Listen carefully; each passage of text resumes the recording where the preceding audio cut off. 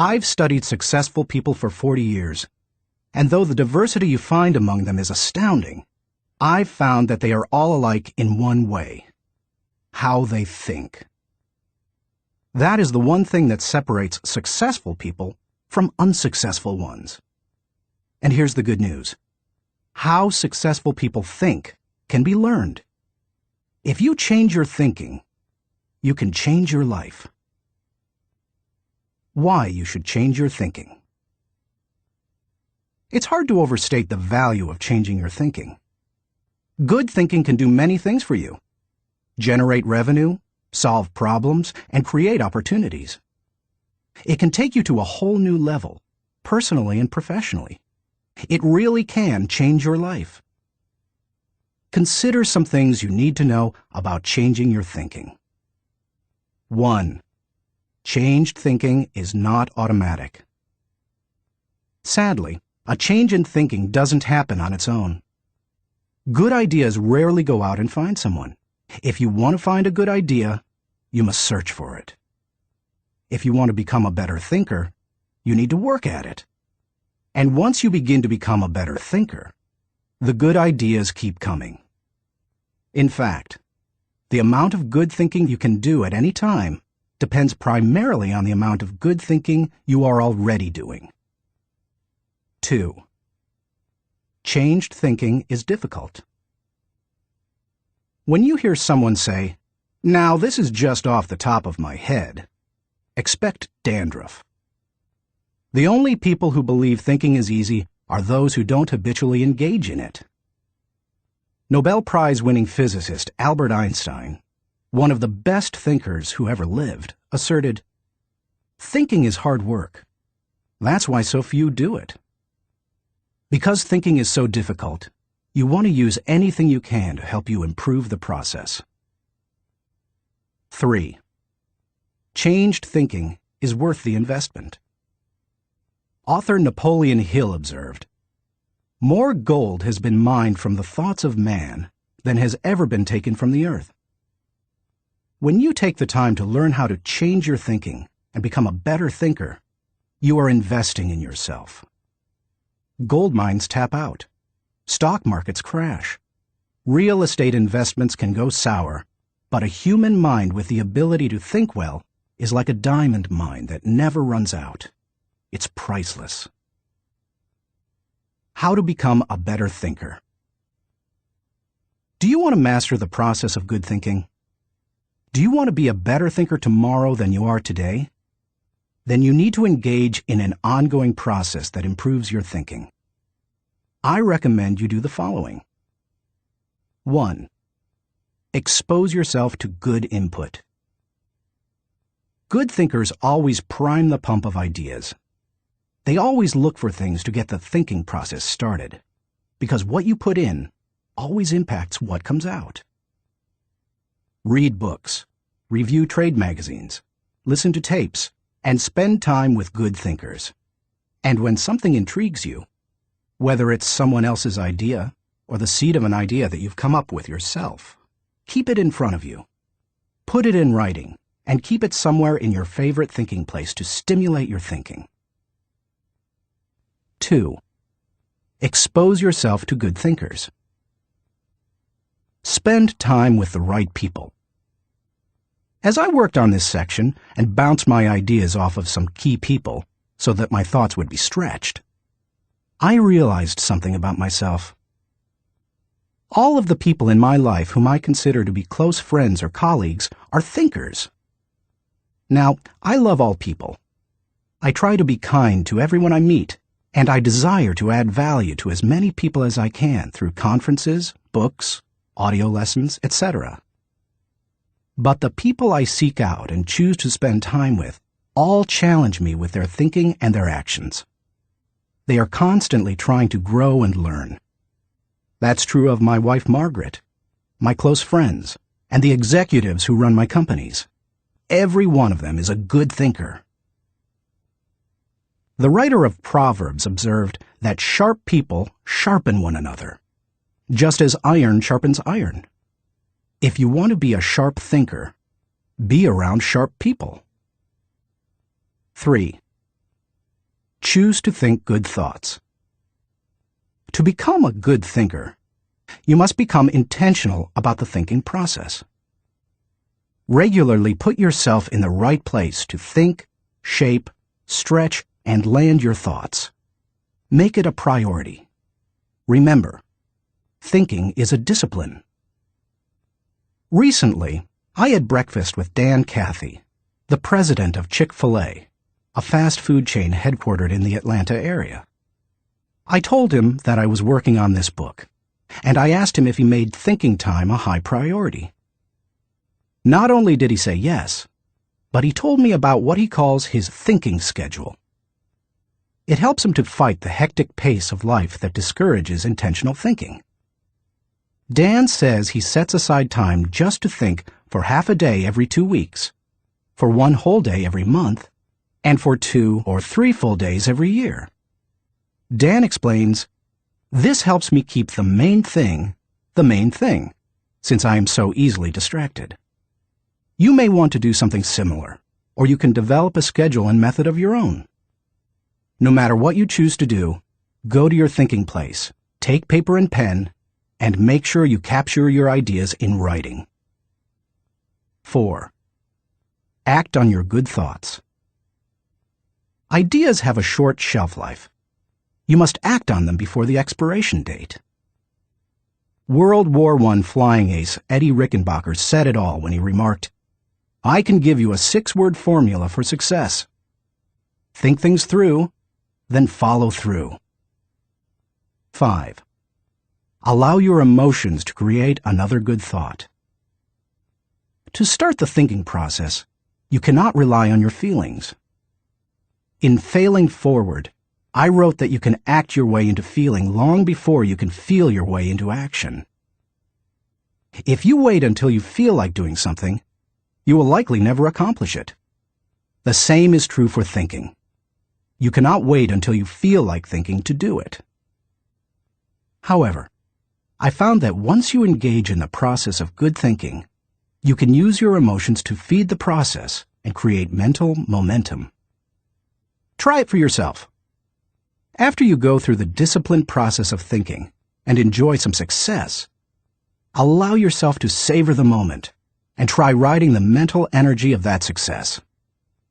If you're like me, it's likely to spur additional thoughts and productive ideas. 6. Repeat the process. One good thought does not make a good life.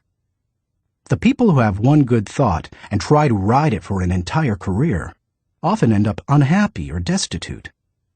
They are the one-hit wonders, the one-book authors, the one-message speakers, the one-time inventors who spend their life struggling to protect or promote their single idea.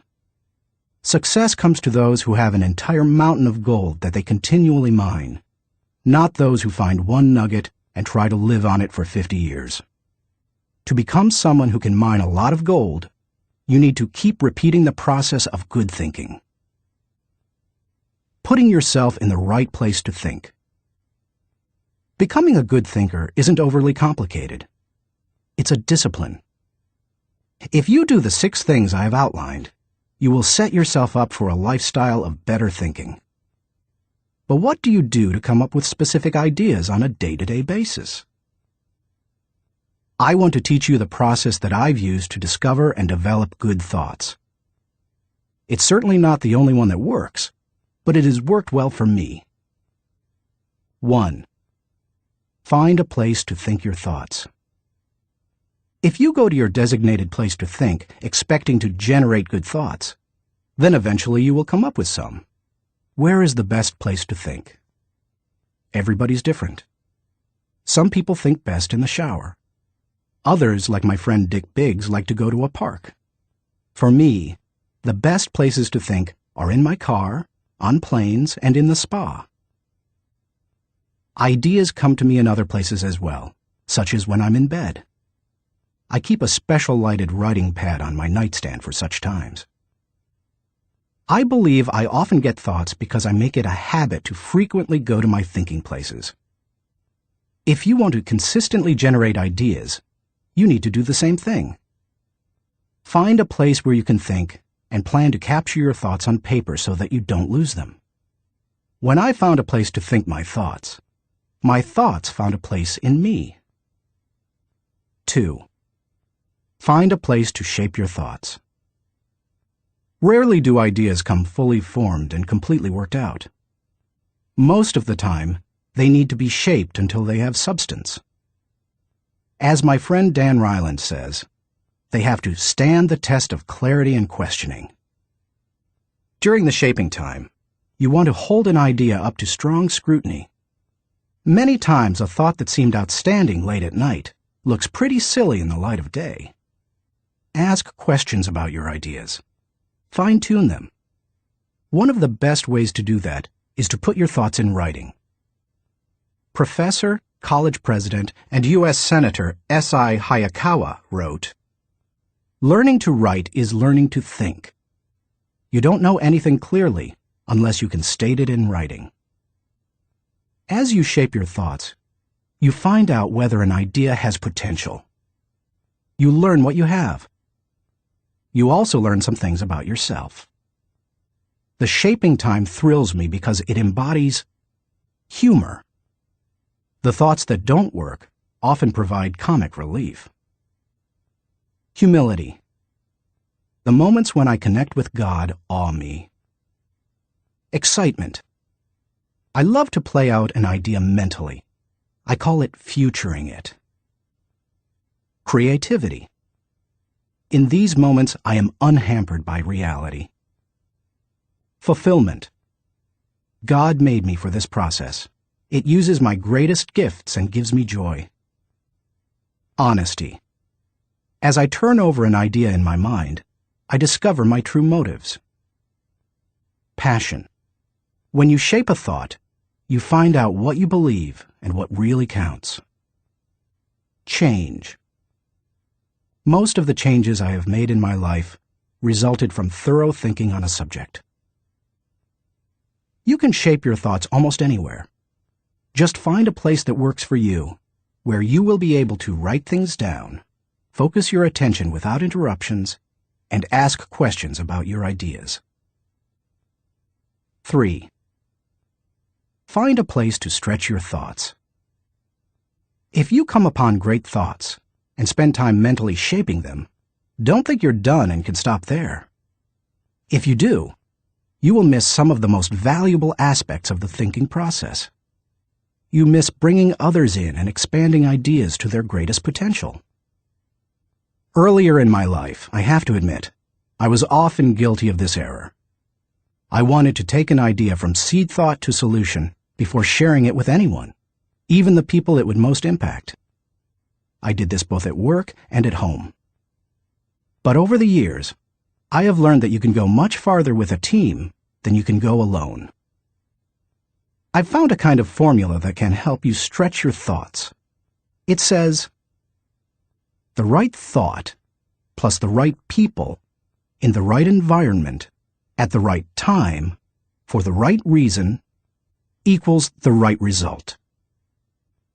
This combination is hard to beat. Like every person, every thought has the potential to become something great. When you find a place to stretch your thoughts, you find that potential. 4. Find a place to land your thoughts. Author C.D. Jackson observes that great ideas need landing gear as well as wings. Any idea that remains only an idea doesn't make a great impact. The real power of an idea comes when it goes from abstraction to application. Think about Einstein's theory of relativity. When he published his theories in 1905 and 1916, they were merely profound ideas. Their real power came with the development of the nuclear reactor in 1942 and the nuclear bomb in 1945. When scientists developed and implemented Einstein's ideas, the whole world changed. Likewise, if you want your thoughts to make an impact, you need to land them with others so that they can someday be implemented.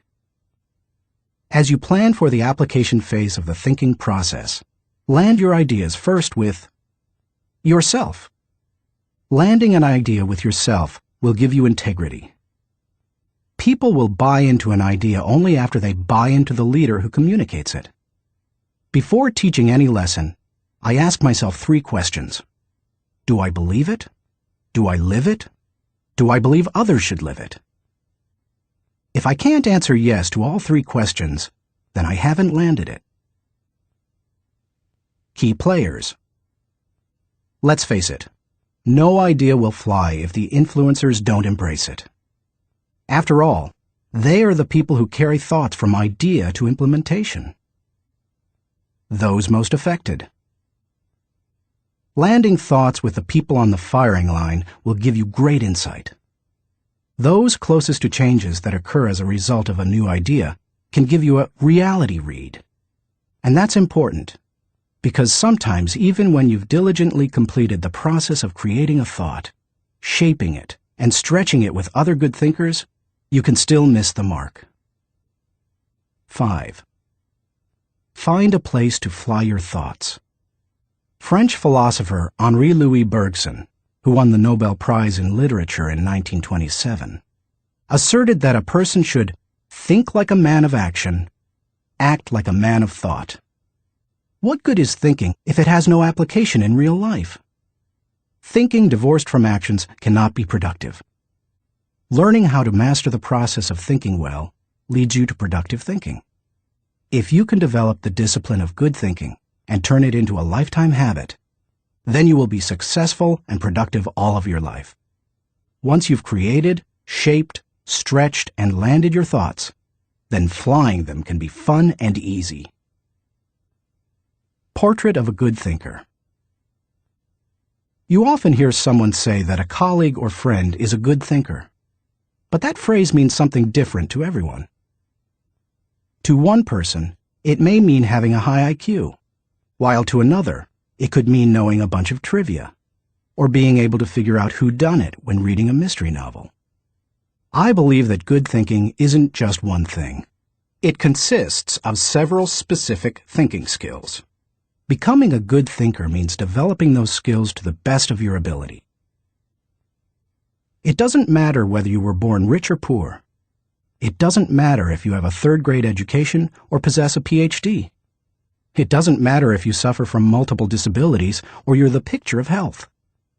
No matter what your circumstances, you can learn to be a good thinker. All you must do is be willing to engage in the process every day. In Built to Last, Jim Collins and Jerry Porras describe what it means to be a visionary company, the kind of company that epitomizes the pinnacle of American business. They describe those companies this way. A visionary company is like a great work of art. Think of Michelangelo's scenes from Genesis on the ceiling of the Sistine Chapel, or his statue of David.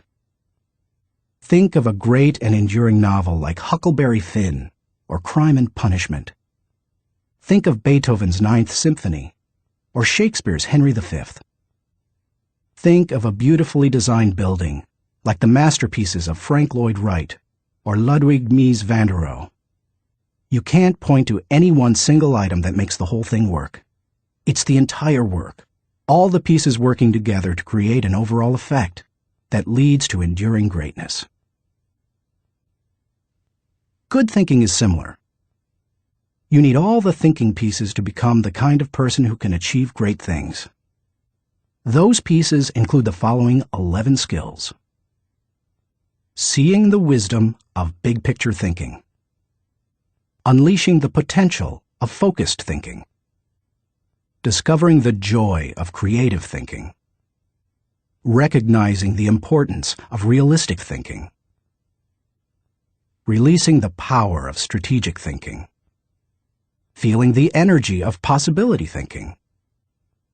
Embracing the lessons of reflective thinking.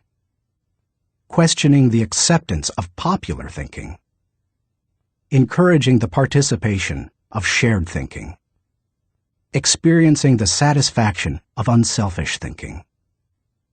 Enjoying the return of bottom-line thinking. As you read the chapters dedicated to each kind of thinking, you will discover that they do not try to tell you what to think. They attempt to teach you how to think. As you become acquainted with each skill, you will find that some you do well, others you don't. Learn to develop each of those kinds of thinking, and you will become a better thinker. Master all that you can, including the process of shared thinking, which helps you compensate for your weak areas, and your life will change. How successful people think. Chapter 1. Cultivate big picture thinking. Where success is concerned, people are not measured in inches or pounds or college degrees or family background. They are measured by the size of their thinking. David Schwartz. Big picture thinking can benefit any person in any profession. When somebody like Jack Welch tells a GE employee that the ongoing relationship with a customer is more important than the sale of an individual product, he's reminding them of the big picture. When two parents are fed up with potty training, poor grades, or fender benders, and one reminds the other that the current difficult time is only a temporary season, then they benefit from thinking big picture. Real estate developer Donald Trump quipped, "You have to think anyway, so why not think big?" Big picture thinking brings wholeness and maturity to a person's thinking. It brings perspective. It's like making the frame of a picture bigger, in the process expanding not only what you can see, but what you are able to do. Spend time with big picture thinkers, and you will find that they learn continually. Big picture thinkers are never satisfied with what they already know. They are always visiting new places, reading new books, meeting new people, learning new skills. And because of that practice, they often are able to connect the unconnected. They are lifelong learners. To help me maintain a learner's attitude, I spend a few moments every morning thinking about my learning opportunities for the day. As I review my calendar and to-do list, knowing whom I will meet that day, what I will read, which meetings I will attend, I note where I am most likely to learn something. Then I mentally cue myself to look attentively for something that will improve me in that situation. If you desire to keep learning, I want to encourage you to examine your day and look for opportunities to learn. Listen intentionally. An excellent way to broaden your experience is to listen to someone who has expertise in an area where you don't. I search for such opportunities. One year I spoke to about 900 coaches and scouts at the Senior Bowl, where graduating football players participate in their last college game. I had the opportunity, along with my son-in-law Steve Miller, to have dinner with NFL head coaches Dave Wanstead and Butch Davis. It's not often that you get such an opportunity, so I asked them questions about teamwork and spent a lot of time listening to them. At the end of the evening, as Steve and I were walking to our car, he said to me, "John, I bet you asked those coaches 100 questions tonight." "If I'm going to learn and grow," I replied, "I must know what questions to ask and know how to apply the answers to my life." Listening has taught me a lot more than talking. When you meet with people, it's good to have an agenda so that you can learn. It's a great way to partner with people who can do things you can't. Big picture thinkers recognize that they don't know lots of things. They frequently ask penetrating questions to enlarge their understanding and thinking. If you want to become a better big picture thinker, then become a good listener. Look expansively. Writer Henry David Thoreau wrote, "Many an object is not seen, though it falls within the range of our visual ray, because it does not come within the range of our intellectual ray." Human beings habitually see their own world first. For example, when people arrive at a leadership conference put on by my company, Enjoy, they want to know where they're going to park, whether they will be able to get a good and comfortable seat, whether the speaker will be on, and if the breaks will be spaced right. When I arrive to speak at the same conference, I want to know that the lighting is good, the sound equipment is operating effectively, whether the speaker's platform will be close enough to the people, etc. Who you are determines what you see and how you think. Big picture thinkers realize there is a world out there besides their own, and they make an effort to get outside of themselves and see other people's worlds through their eyes. It's hard to see the picture while inside the frame. To see how others see, you must first find out how they think. Becoming a good listener certainly helps with that. So does getting over your personal agenda and trying to take the other person's perspective. Live completely. French essayist Michel de Montaigne wrote, "The value of life lies not in the length of days, but in the use we make of them. A man may live long, yet live very little. The truth is that you can spend your life any way you want, but you can spend it only once." Becoming a big picture thinker can help you to live with wholeness, to live a very fulfilling life. People who see the big picture expand their experience because they expand their world. As a result, they accomplish more than narrow-minded people, and they experience fewer unwanted surprises too, because they are more likely to see the many components involved in any given situation: issues, people, relationships, timing, and values. They are also, therefore, usually more tolerant of other people and their thinking. Why you should receive the wisdom of big picture thinking. Intuitively, you probably recognize big picture thinking as beneficial. Few people want to be closed-minded. No one sets out to be that way. But just in case you're not completely convinced, consider several specific reasons why you should make the effort to become a better big-picture thinker. 1. Big picture thinking allows you to lead. You can find many big-picture thinkers who aren't leaders, but you will find few leaders who are not big-picture thinkers. Leaders must be able to do many important things for their people. See the vision before their people do. They also see more of it. This allows them to size up situations, taking into account many variables. Leaders who see the big picture discern possibilities as well as problems to form a foundation to build the vision.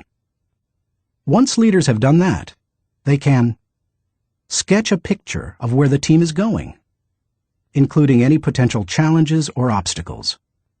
The goal of leaders shouldn't be merely to make their people feel good, but to help them be good and accomplish the dream. The vision, shown accurately, will allow leaders to show how the future connects with the past to make the journey more meaningful. When leaders recognize this need for connection and bridge it, then they can seize the moment when the timing is right. In leadership, when to move is as important as what you do. As Winston Churchill said, "There comes a special moment in everyone's life, a moment for which that person was born. When he seizes it, it is his finest hour." Whether building roads, planning a trip, or moving in leadership, big picture thinking allows you to enjoy more success. People who are constantly looking at the whole picture have the best chance of succeeding in any endeavor. 2. Big picture thinking keeps you on target. Thomas Fuller, chaplain to Charles II of England, observed, "He that is everywhere is nowhere. To get things done, you need focus. However, to get the right things done, you also need to consider the big picture. Only by putting your daily activities in the context of the big picture will you be able to stay on target." As Alvin Toffler says, "You've got to think about big things while you're doing small things, so that all the small things go in the right direction." 3. Big picture thinking allows you to see what others see. One of the most important skills you can develop in human relations is the ability to see things from the other person's point of view. It's one of the keys to working with clients, satisfying customers, maintaining a marriage, rearing children, helping those who are less fortunate, etc. All human interactions are enhanced by the ability to put yourself in another person's shoes. How?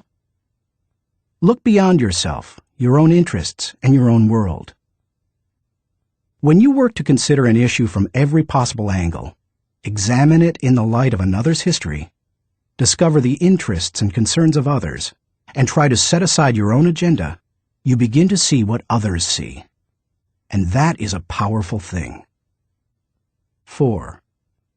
Big picture thinking promotes teamwork. If you participate in any kind of team activity, then you know how important it is that team members see the whole picture, not just their own part. Anytime a person doesn't know how his work fits with that of his teammates, then the whole team is in trouble. The better the grasp team members have of the big picture, the greater their potential to work together as a team. 5. Big picture thinking keeps you from being caught up in the mundane. Let's face it, some aspects of everyday life are absolutely necessary but thoroughly uninteresting. Big picture thinkers don't let the grind get to them because they don't lose sight of the all-important overview. They know that the person who forgets the ultimate is a slave to the immediate. 6. Big picture thinking helps you to chart uncharted territory. Have you ever heard the expression, "We'll cross that bridge when we come to it"? That phrase undoubtedly was coined by someone who had trouble seeing the big picture. The world was built by people who crossed bridges in their minds long before anyone else did. The only way to break new ground or move into uncharted territory is to look beyond the immediate and see the big picture. How to acquire the wisdom of big picture thinking. If you desire to seize new opportunities and open new horizons, then you need to add big picture thinking to your abilities. To become a good thinker, better able to see the big picture, keep in mind the following suggestions. 1. Don't strive for certainty. Big picture thinkers are comfortable with ambiguity. They don't try to force every observation or piece of data into pre-formulated mental cubbyholes. They think broadly and can juggle many seemingly contradictory thoughts in their minds. If you want to cultivate the ability to think big picture, then you must get used to embracing and dealing with complex and diverse ideas. 2. Learn from every experience. Big picture thinkers broaden their outlook by striving to learn from every experience. They don't rest on their successes, they learn from them. More importantly, they learn from their failures. They can do that because they remain teachable. Varied experiences, both positive and negative, help you see the big picture. The greater the variety of experience and success, the more potential to learn you have. If you desire to be a big picture thinker, then get out there and try a lot of things. Take a lot of chances, and take time to learn after every victory or defeat. 3. Gain insight from a variety of people. Big picture thinkers learn from their experiences, but they also learn from experiences they don't have. That is, they learn by receiving insight from others, from customers, employees, colleagues, and leaders. If you desire to broaden your thinking and see more of the big picture, then seek out counselors to help you. But be wise in whom you ask for advice. Gaining insight from a variety of people doesn't mean stopping anyone and everyone in hallways and grocery store lines and asking what they think about a given subject. Be selective. Talk to people who know and care about you, who know their field, and who bring experience deeper and broader than your own. 4. Give yourself permission to expand your world. If you want to be a big picture thinker, you will have to go against the flow of the world. Society wants to keep people in boxes. Most people are married mentally to the status quo. They want what was, not what can be. They seek safety in simple answers. To think big picture, you need to give yourself permission to go a different way, to break new ground, to find new worlds to conquer. And when your world does get bigger, you need to celebrate. Never forget there is more out there in the world than what you've experienced. Keep learning, keep growing, and keep looking at the big picture. If you desire to be a good thinker, that's what you need to do. Thinking question. Am I thinking beyond myself and my world so that I process ideas with a holistic perspective? Chapter 2. Engage in focused thinking. He did each thing as if he did nothing else. Spoken of novelist Charles Dickens. Philosopher Bertrand Russell once asserted, "To be able to concentrate for a considerable time is essential to difficult achievement." Sociologist Robert Lind observed that, "Knowledge is power only if a man knows what facts are not to bother about." Focused thinking removes distractions and mental clutter so that you can concentrate on an issue and think with clarity. Focused thinking can do several things for you. 1.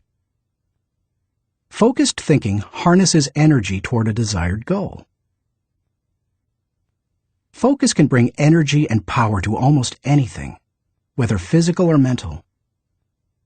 If you're learning how to pitch a baseball and you want to develop a good curveball, then focused thinking while practicing will improve your technique. If you need to refine the manufacturing process of your product, focused thinking will help you develop the best method. If you want to solve a difficult mathematics problem, focused thinking helps you break through to the solution. The greater the difficulty of a problem or issue, the more focused thinking time is necessary to solve it. 2. Focused thinking gives ideas time to develop. I love to discover and develop ideas. I often bring my creative team together for brainstorming and creative thinking. When we first get together, we try to be exhaustive in our thinking in order to generate as many ideas as possible. The birthing of a potential breakthrough often results from sharing many good ideas. But to take ideas to the next level, you must shift from being expansive in your thinking to being selective. I have discovered that a good idea can become a great idea when it is given focus time. It's true that focusing on a single idea for a long time can be very frustrating. I've often spent days focusing on a thought and trying to develop it, only to find that I could not improve the idea. But sometimes, my perseverance in focused thinking pays off. That brings me great joy. And when focused thinking is at its best, not only does the idea grow, but so do I. 3. Focused thinking brings clarity to the target. I consider golf one of my favorite hobbies. It's a wonderfully challenging game. I like it because the objectives are so clear. Professor William Mobley of the University of South Carolina made the following observation about golf. One of the most important things about golf is the presence of clear goals. You see the pins, you know the par. It's neither too easy nor unattainable. You know your average score, and there are competitive goals.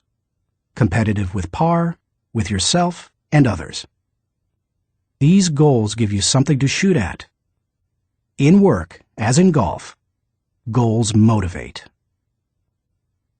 One time on the golf course, I followed a golfer who neglected to put the pin back in the hole after he putted.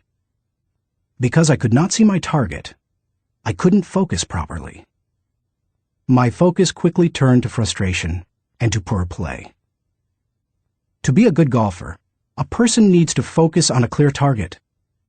The same is true in thinking. Focus helps you to know the goal and to achieve it. 4. Focused thinking will take you to the next level.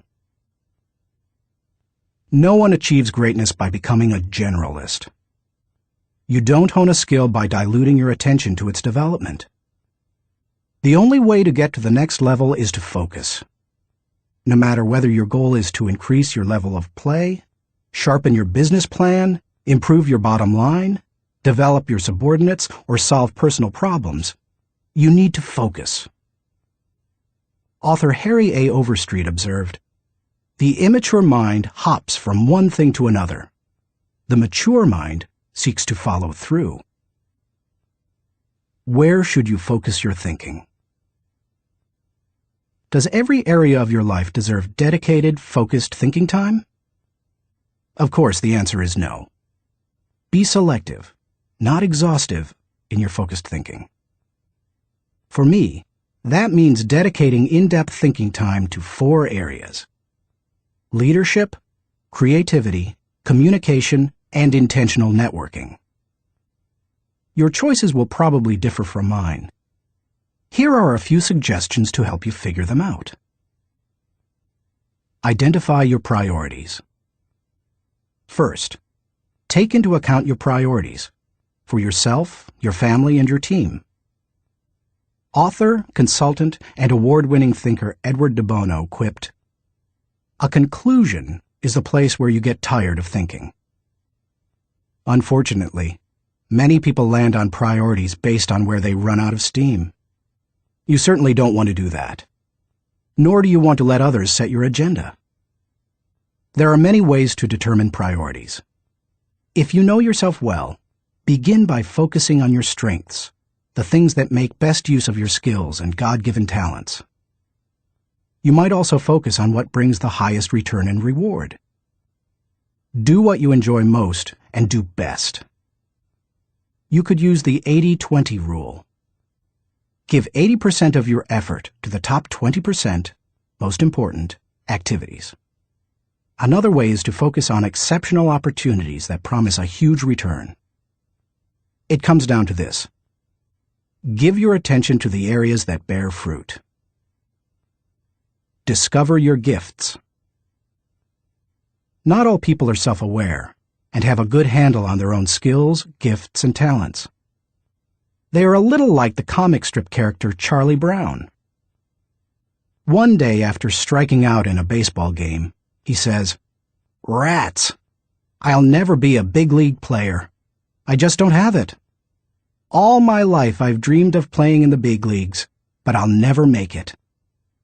To which Lucy replies, "Charlie Brown, you're thinking too far ahead. What you need to do is set more immediate goals for yourself." For a moment, Charlie Brown sees a ray of hope. "Immediate goals?" he says. "Yes," answers Lucy. "Start with the next inning. When you go out to pitch, see if you can walk out to the mound without falling down." I've met many individuals who grew up in a household full of Lucys. They received little encouragement or affirmation, and as a result, seem at a loss for direction. If you have that kind of background, you need to work extra hard to figure out what your gifts are. Take a personality profile such as DISC or Myers-Briggs. Interview positive friends and family members to see where they think you shine. Spend some time reflecting on past successes. If you're going to focus your thinking in your areas of strength, you need to know what they are. Develop your dream. If you want to achieve great things, you need to have a great dream. If you're not sure of your dream, use your focused thinking time to help you discover it. If your thinking has returned to a particular area time after time, you may be able to discover your dream there. Give it more focused time and see what happens. Once you find your dream, move forward without second-guessing. Take the advice of Satchel Paige. Don't look back. Something might be gaining on you. The younger you are, the more likely you will give your attention to many things. That's good. Because if you're young, you're still getting to know yourself, your strengths and weaknesses. If you focus your thinking on only one thing and your aspirations change, then you've wasted your best mental energy.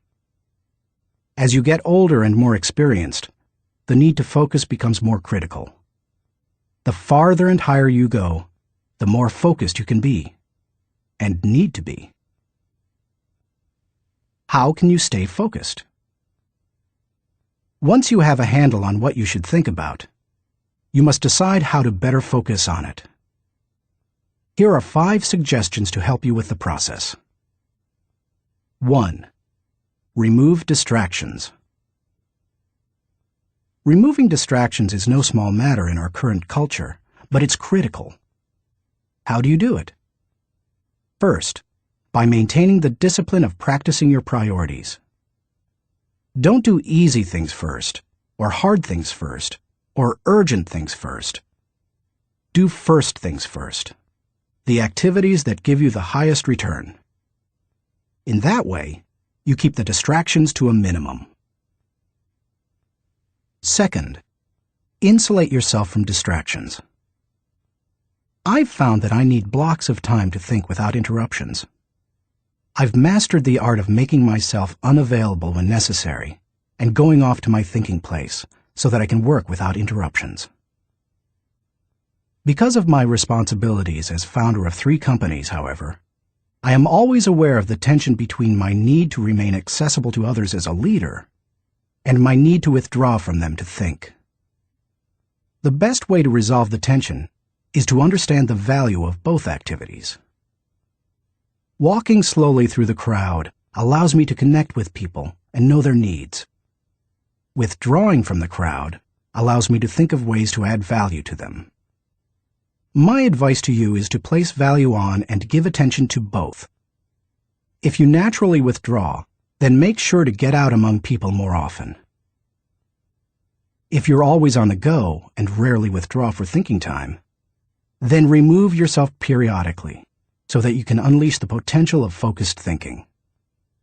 And wherever you are, be there. 2. Make time for focused thinking. Once you have a place to think, you need the time to think. Because of the fast pace of our culture, people tend to multitask, but that's not always a good idea. Switching from task to task can cost you up to 40% efficiency.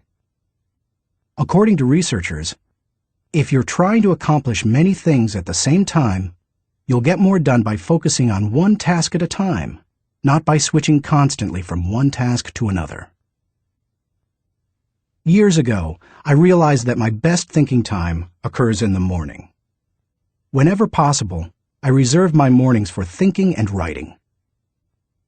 One way to gain time for focused thinking is to impose upon yourself a rule that one company implemented.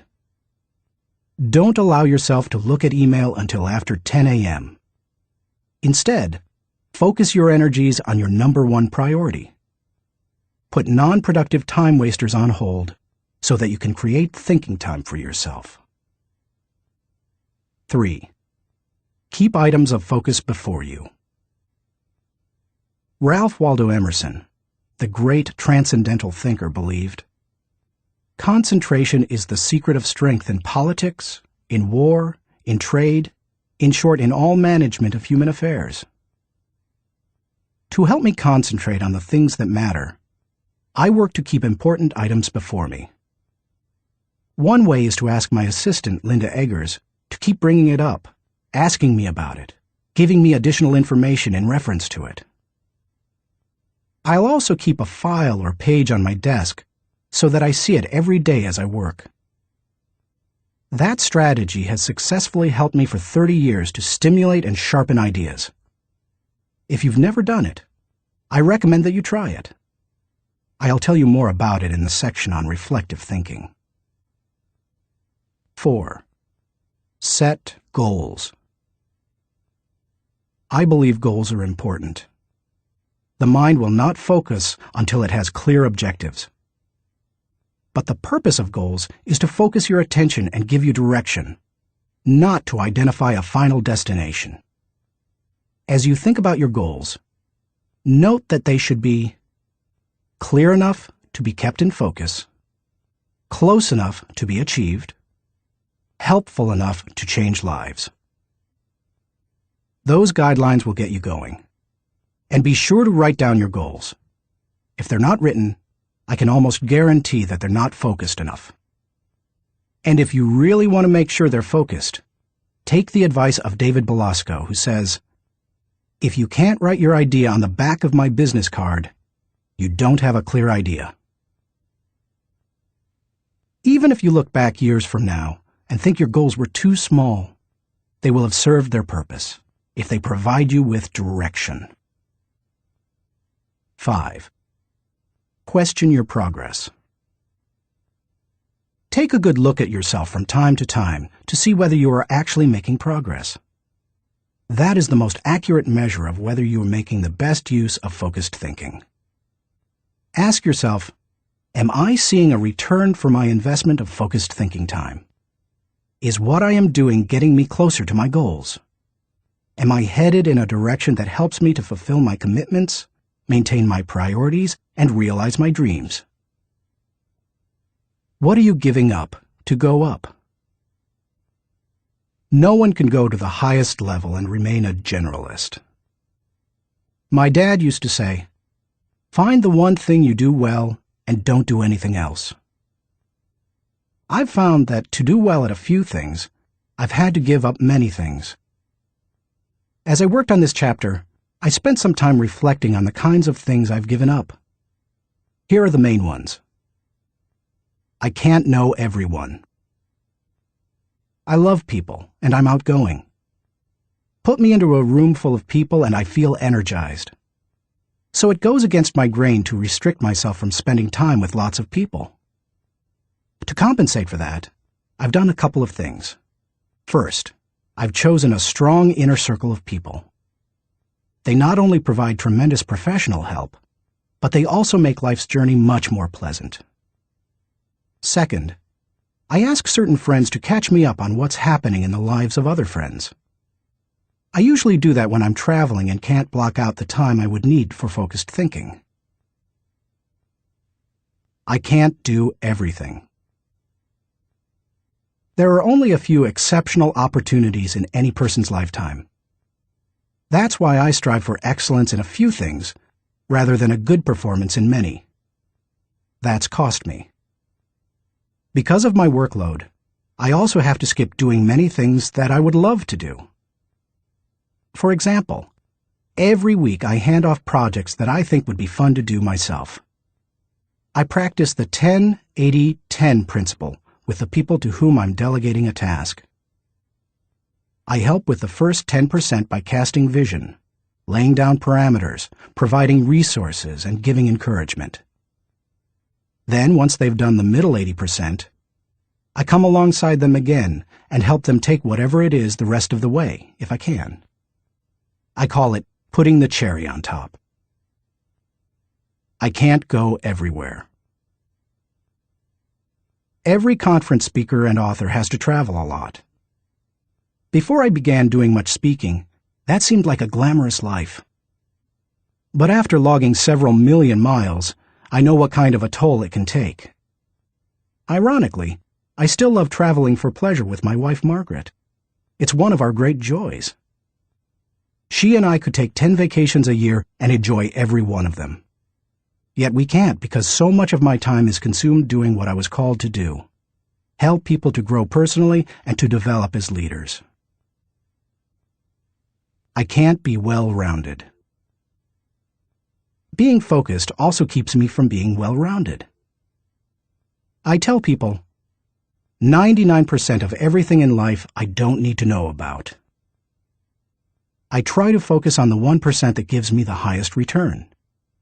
And of the remaining 99, Margaret keeps me aware of whatever I need to know. It's one of the ways I keep from getting totally out of balance in my life.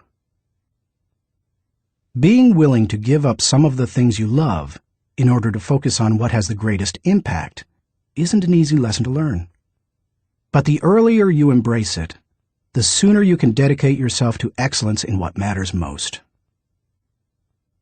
Thinking question.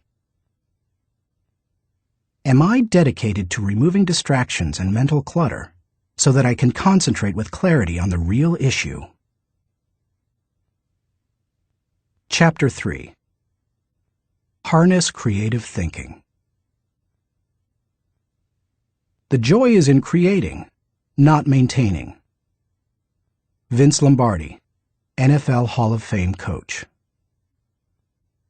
Creativity is pure gold, no matter what you do for a living. Annette Moser-Wellman, author of The 5 Faces of Genius, asserts, "The most valuable resource you bring to your work and to your firm is your creativity. More than what you get done, more than the role you play, more than your title, more than your output, it's your ideas that matter." Despite the importance of a person's ability to think with creativity, few people seem to possess the skill in abundance. If you're not as creative as you would like to be, you can change your way of thinking. Creative thinking isn't necessarily original thinking.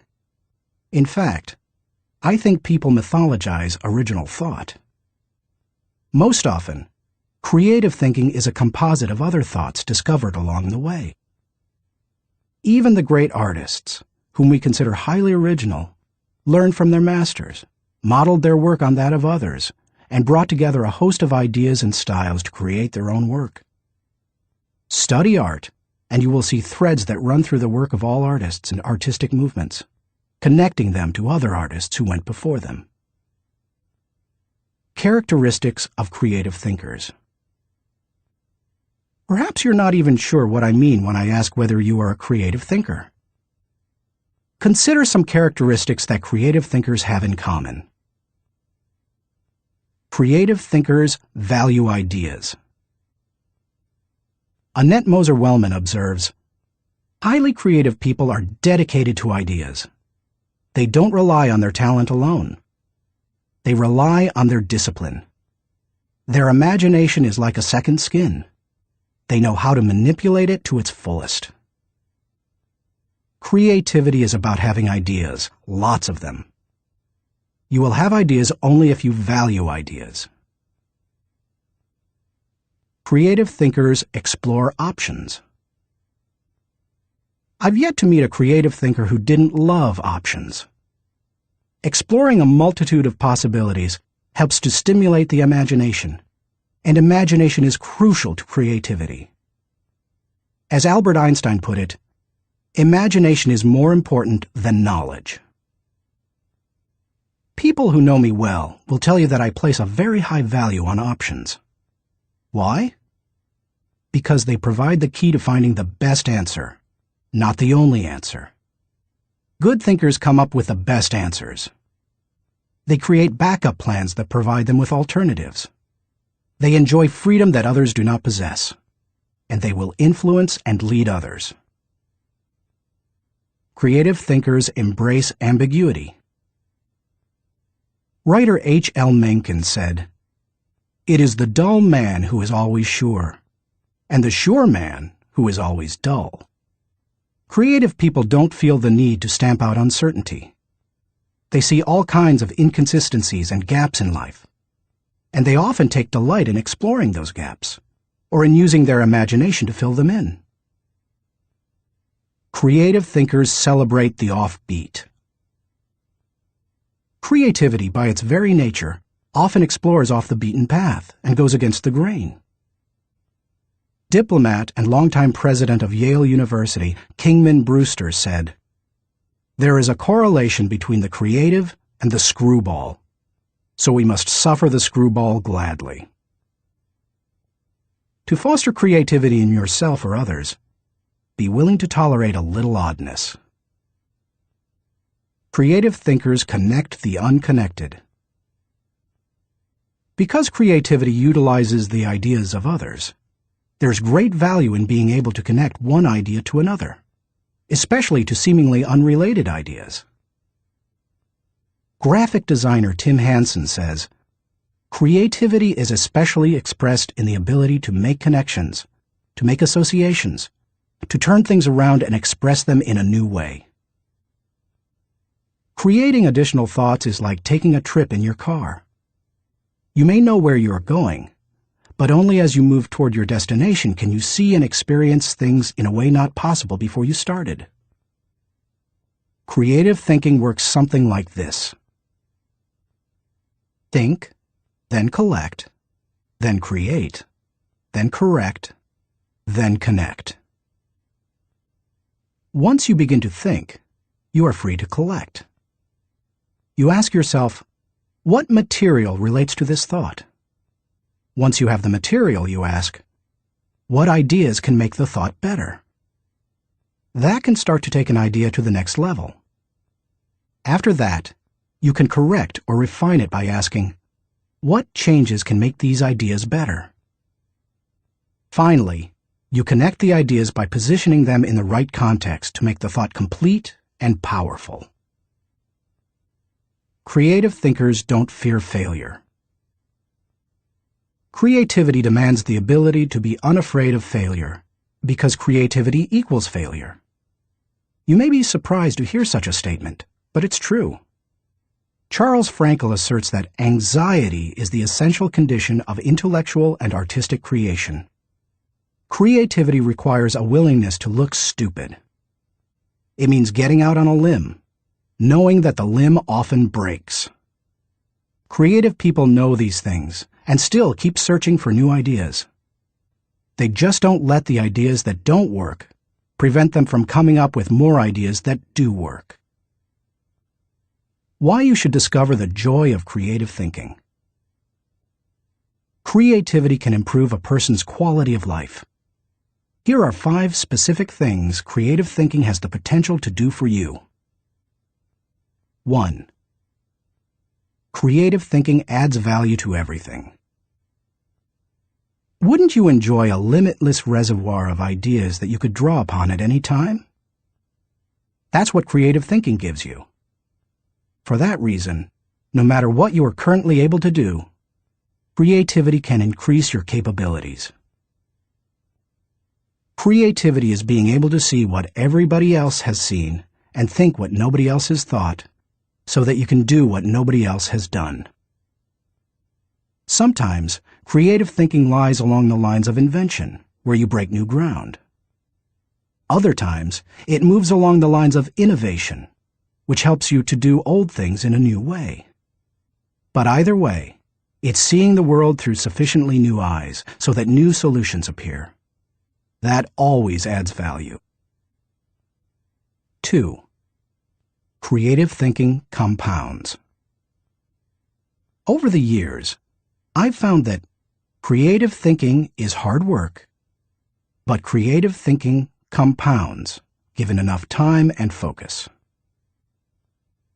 Perhaps more than any other kind of thinking, creative thinking builds on itself and increases the creativity of the thinker. Poet Maya Angelou observed, "You can't use up creativity. The more you use, the more you have." Sadly, too often creativity is smothered rather than nurtured. There has to be a climate in which new ways of thinking, perceiving, questioning are encouraged. If you cultivate creative thinking in an environment that nurtures creativity, there's no telling what kind of ideas you can come up with. I'll talk more on that later. 3. Creative thinking draws people to you and your ideas. Creativity is intelligence having fun. People admire intelligence, and they are always attracted to fun, so the combination is fantastic. If anyone could be said to have fun with his intelligence, it was Leonardo da Vinci. The diversity of his ideas and expertise staggers the mind. He was a painter, architect, sculptor, anatomist, musician, inventor, and engineer. The term Renaissance man was coined because of him. Just as people were drawn to Da Vinci and his ideas during the Renaissance, they are drawn to creative people today. If you cultivate creativity, you will become more attractive to other people, and they will be drawn to you. 4. Creative thinking helps you learn more. Author and creativity expert Ernie Zielinski says, "Creativity is the joy of not knowing it all. The joy of not knowing it all refers to the realization that we seldom, if ever, have all the answers. We always have the ability to generate more solutions to just about any problem. Being creative is being able to see or imagine a great deal of opportunity to life's problems. Creativity is having options." It almost seems too obvious to say, but if you are always actively seeking new ideas, you will learn. Creativity is teachability. It's seeing more solutions than problems. And the greater the quantity of thoughts, the greater the chance for learning something new. 5. Creative thinking challenges the status quo. If you desire to improve your world, or even your own situation, then creativity will help you. The status quo and creativity are incompatible. Creativity and innovation always walk hand in hand. How to discover the joy of creative thinking. At this point, you may be saying, "Okay, I'm convinced that creative thinking is important. But how do I find the creativity within me? How do I discover the joy of creative thought?" Here are 5 ways to do it. 1. Remove creativity killers. Economics professor and humor author Stephen Leacock said, "Personally, I would sooner have written Alice in Wonderland than the whole Encyclopedia Britannica." He valued the warmth of creativity over cold facts. If you do too, then you need to eliminate attitudes that devalue creative thinking. Take a look at the following phrases. They are almost guaranteed to kill creative thinking anytime you hear or think them. "I'm not a creative person." "Follow the rules." "Don't ask questions." "Don't be different." "Stay within the lines." "There is only one way." "Don't be foolish." Be practical. Be serious. Think of your image. That's not logical. It's not practical. It's never been done. It can't be done. It didn't work for them. We tried that before. It's too much work. We can't afford to make a mistake. It will be too hard to administer. We don't have the time. We don't have the money. Yes, but... Play is frivolous. Failure is final. If you think you have a great idea, don't let anyone talk you out of it, even if it sounds foolish. Don't let yourself or anyone else subject you to creativity killers. After all, you can't do something new and exciting if you force yourself to stay in the same old rut. Don't just work harder at the same old thing. Make a change. 2. Think creatively by asking the right questions. Creativity is largely a matter of asking the right questions. Management trainer Sir Anthony Jay said, "The uncreative mind can spot wrong answers, but it takes a creative mind to spot wrong questions." Wrong questions shut down the process of creative thinking. They direct thinkers down the same old path, or they chide them into believing that thinking isn't necessary at all. To stimulate creative thinking, ask yourself questions such as, why must it be done this way? What is the root problem? What are the underlying issues? What does this remind me of? What is the opposite? What metaphor or symbol helps to explain it? Why is it important? What's the hardest or most expensive way to do it? Who has a different perspective on this? What happens if we don't do it at all? You get the idea. And you can probably come up with better questions yourself. Physicist Tom Hirschfeld observed, "If you don't ask why this often enough, somebody will ask, why you? If you want to think creatively, you must ask good questions. You must challenge the process. 3. Develop a creative environment. Charlie Brower said, "A new idea is delicate. It can be killed by a sneer or a yawn. It can be stabbed to death by a quip and worried to death by a frown on the right man's brow. Negative environments kill thousands of great ideas every minute." A creative environment, on the other hand, becomes like a greenhouse where ideas get seeded, sprout up, and flourish. A creative environment encourages creativity. David Hills says, "Studies of creativity suggest that the biggest single variable of whether or not employees will be creative is whether they perceive they have permission. When innovation and good thinking are openly encouraged and rewarded, then people see that they have permission to be creative." A creative environment places a high value on trust among team members and individuality. Creativity always risks failure. That's why trust is so important to creative people. In the creative process, trust comes from people working together, from knowing that people on the team have experience launching successful, creative ideas, and from the assurance that creative ideas won't go to waste because they will be implemented. A creative environment embraces those who are creative. Creative people celebrate the offbeat. How should creative people be treated? I take the advice of Tom Peters. Weed out the dullards, nurture the nuts. I do that by spending time with them, which I enjoy anyway. I especially like to pull people into brainstorming sessions. People look forward to an invitation to such meetings because the time will be filled with energy, ideas, and laughter. And the odds are high that a new project, seminar, or business strategy will result. When that happens, they also know a party's coming. A creative environment focuses on innovation, not just invention.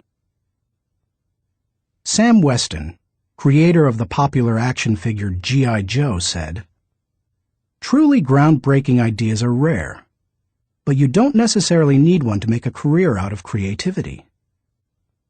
My definition of creativity is the logical combination of two or more existing elements that result in a new concept. The best way to make a living with your imagination is to develop innovative applications, not imagine completely new concepts. Creative people say, "Give me a good idea, and I'll give you a better idea." A creative environment is willing to let people go outside the lines. Most people automatically stay within lines, even if those lines have been arbitrarily drawn or are terribly out of date. Remember, most limitations we face are not imposed on us by others. We place them on ourselves. Lack of creativity often falls into that category. If you want to be more creative, challenge boundaries.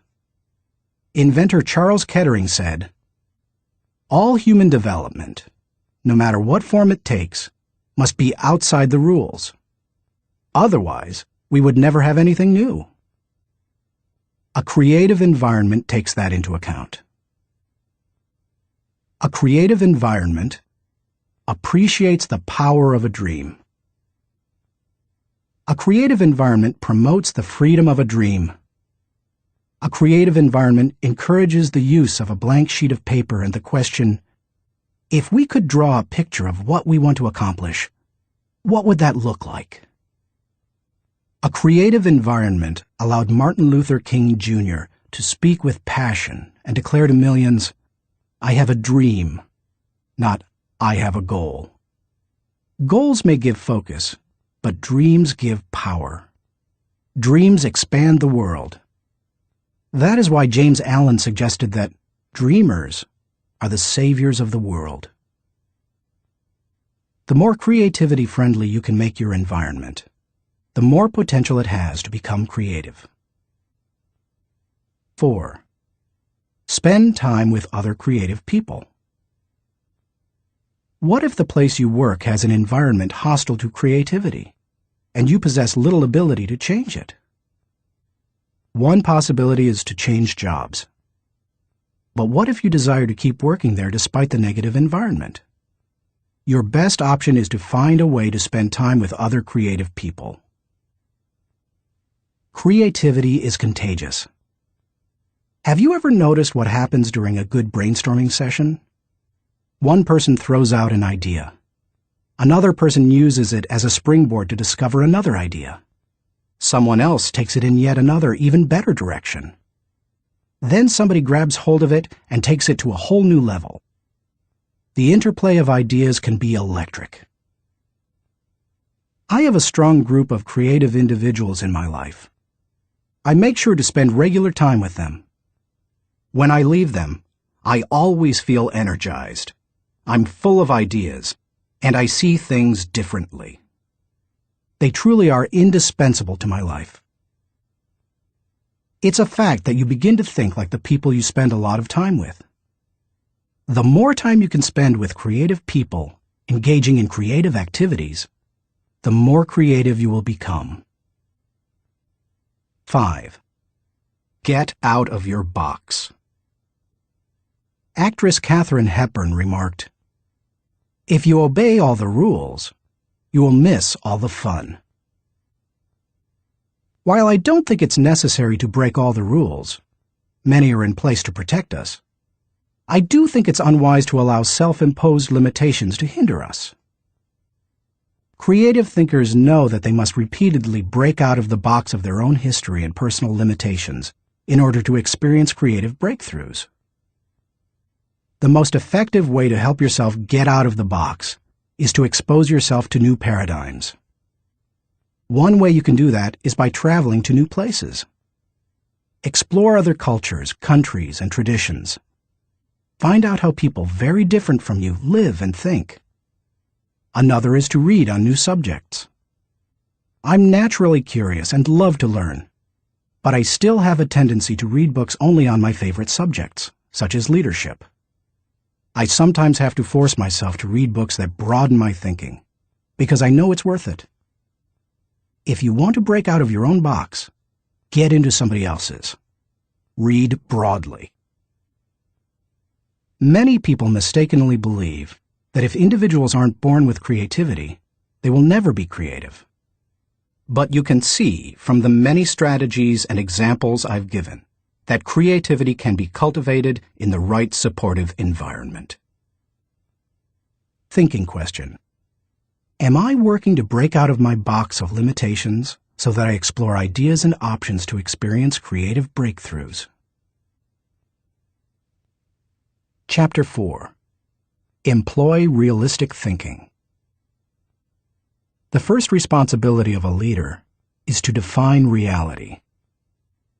Max Dupree, Chairman of the Board of Herman Miller Incorporated. As anyone knows who's been out of school for a few years, there's usually a huge gap between a college education and the reality of the working world. Honestly, early in my career, I went out of my way to avoid too much realistic thinking because I thought it would interfere with my creative thinking. But as I've grown, I've come to realize that realistic thinking adds to my life. Reality check. Reality is the difference between what we wish and what is. It took some time for me to evolve into a realistic thinker. The process went in phases. First, I did not engage in realistic thinking at all. After a while, I realized that it was necessary, so I began to engage in it occasionally. But I didn't like it, because I thought it was too negative. And any time I could delegate it, I did. Eventually, I found that I had to engage in realistic thinking if I was going to solve problems and learn from my mistakes. And in time, I became willing to think realistically before I got in trouble and make it a continual part of my life. Today, I encourage my key leaders to think realistically. we make realistic thinking the foundation of our business because we derive certainty and security from it. Why you should recognize the importance of realistic thinking. If you're a naturally optimistic person as I am, you may not possess great desire to become a more realistic thinker. But cultivating the ability to be realistic in your thinking will not undermine your faith in people, nor will it lessen your ability to see and seize opportunities. Instead, it will add value to you in other ways. 1. Realistic thinking minimizes downside risk. Actions always have consequences. Realistic thinking helps you to determine what those consequences could be. And that's crucial, because only by recognizing and considering consequences can you plan for them. If you plan for the worst-case scenario, you can minimize the downside risk. 2. Realistic thinking gives you a target and a game plan. I've known business people who were not realistic thinkers. Here's the good news. They were very positive and had a high degree of hope for their business. Here's the bad news. Hope is not a strategy. Realistic thinking leads to excellence in leadership and management because it requires people to face reality. They begin to define their target and develop a game plan to hit it. When people engage in realistic thinking, they also begin to simplify practices and procedures, which results in better efficiency. Truthfully, in business, only a few decisions are important. Realistic thinkers understand the difference between the important decisions and those that are merely necessary in the normal course of business. The decisions that matter relate directly to your purpose. James Allen was right when he wrote, "Until thought is linked with purpose, there is no intelligent accomplishment." 3. Realistic thinking is a catalyst for change. People who rely on hope for their success rarely make change a high priority. If you have only hope, you imply that achievement and success are out of your hands. It's a matter of luck or chance. Why bother changing? Realistic thinking can dispel that kind of wrong attitude. There's nothing like staring reality in the face to make a person recognize the need for change. Change alone doesn't bring growth, but you cannot have growth without change. 4. Realistic thinking provides security. Anytime you have thought through the worst that can happen, and you have developed contingency plans to meet it, you become more confident and secure.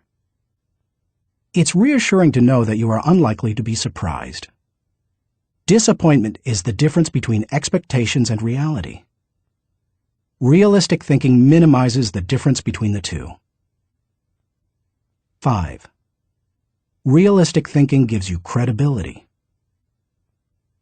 Realistic thinking helps people to buy into the leader and his or her vision. Leaders continually surprised by the unexpected soon lose credibility with their followers. On the other hand, leaders who think realistically and plan accordingly position their organizations to win. That gives their people confidence in them. The best leaders ask realistic questions before casting vision. They ask themselves things like, is it possible?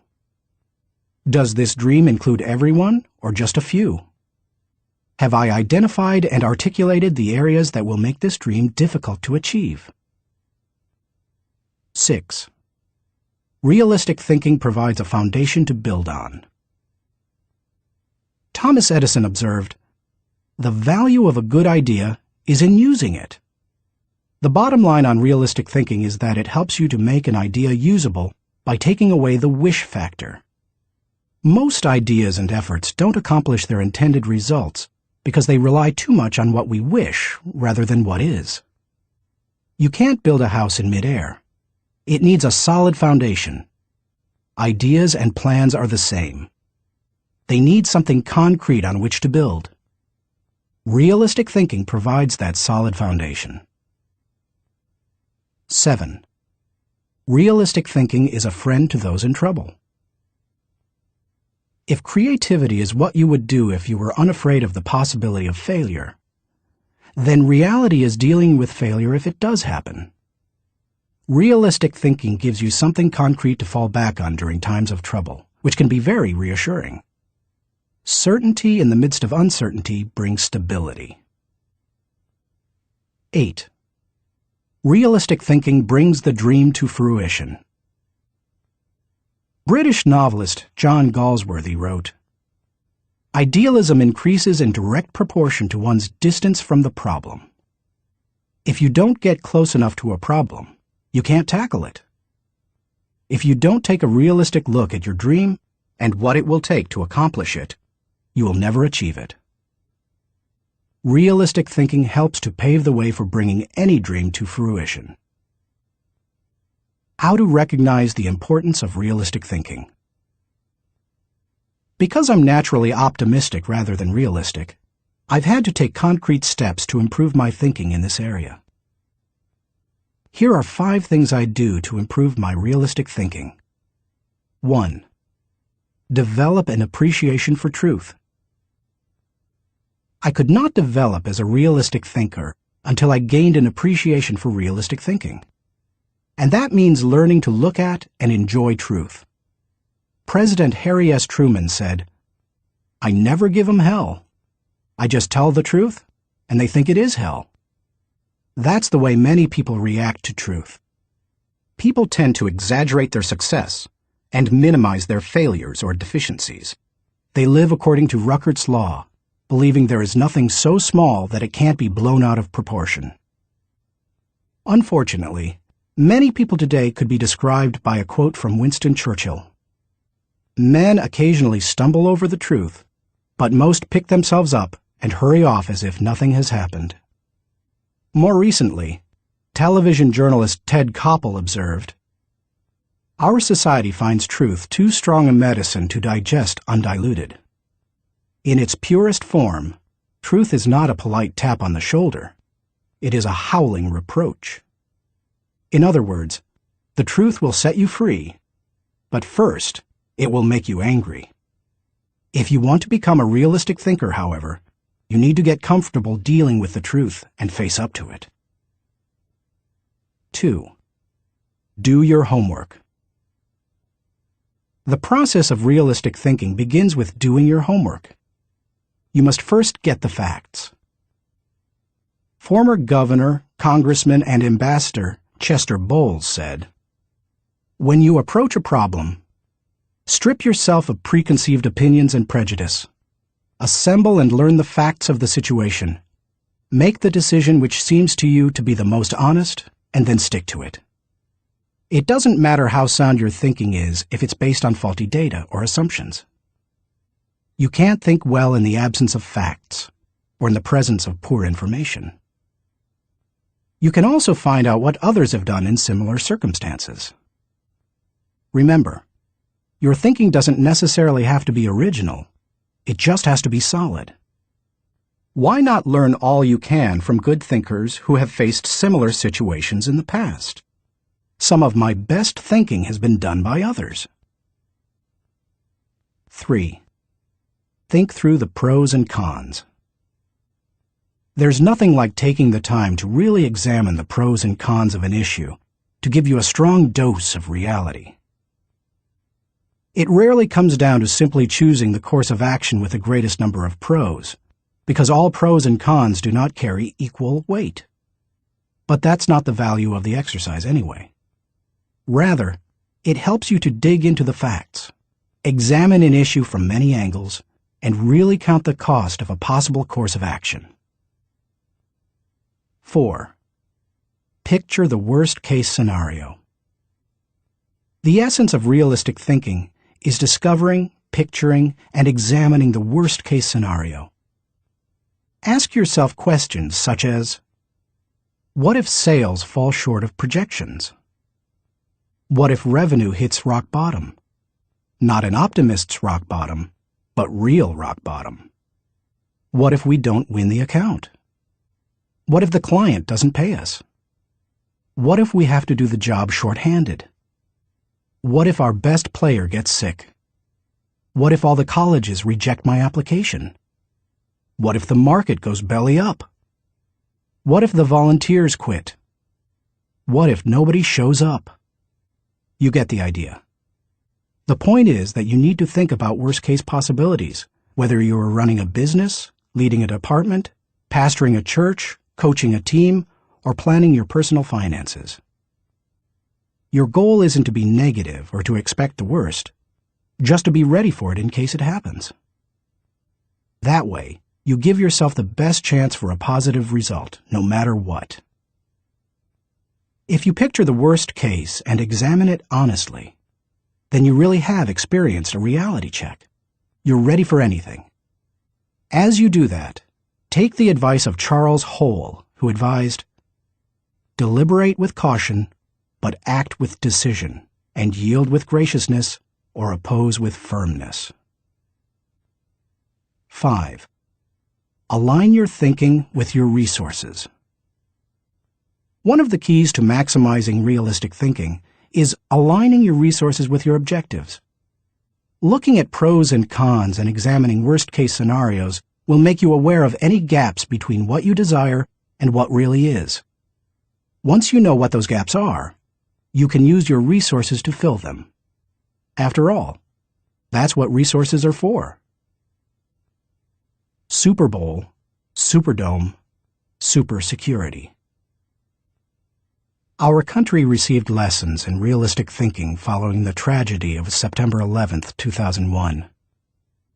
The destruction of the World Trade Center buildings in New York City far surpassed any worst-case scenarios that anyone might have envisioned.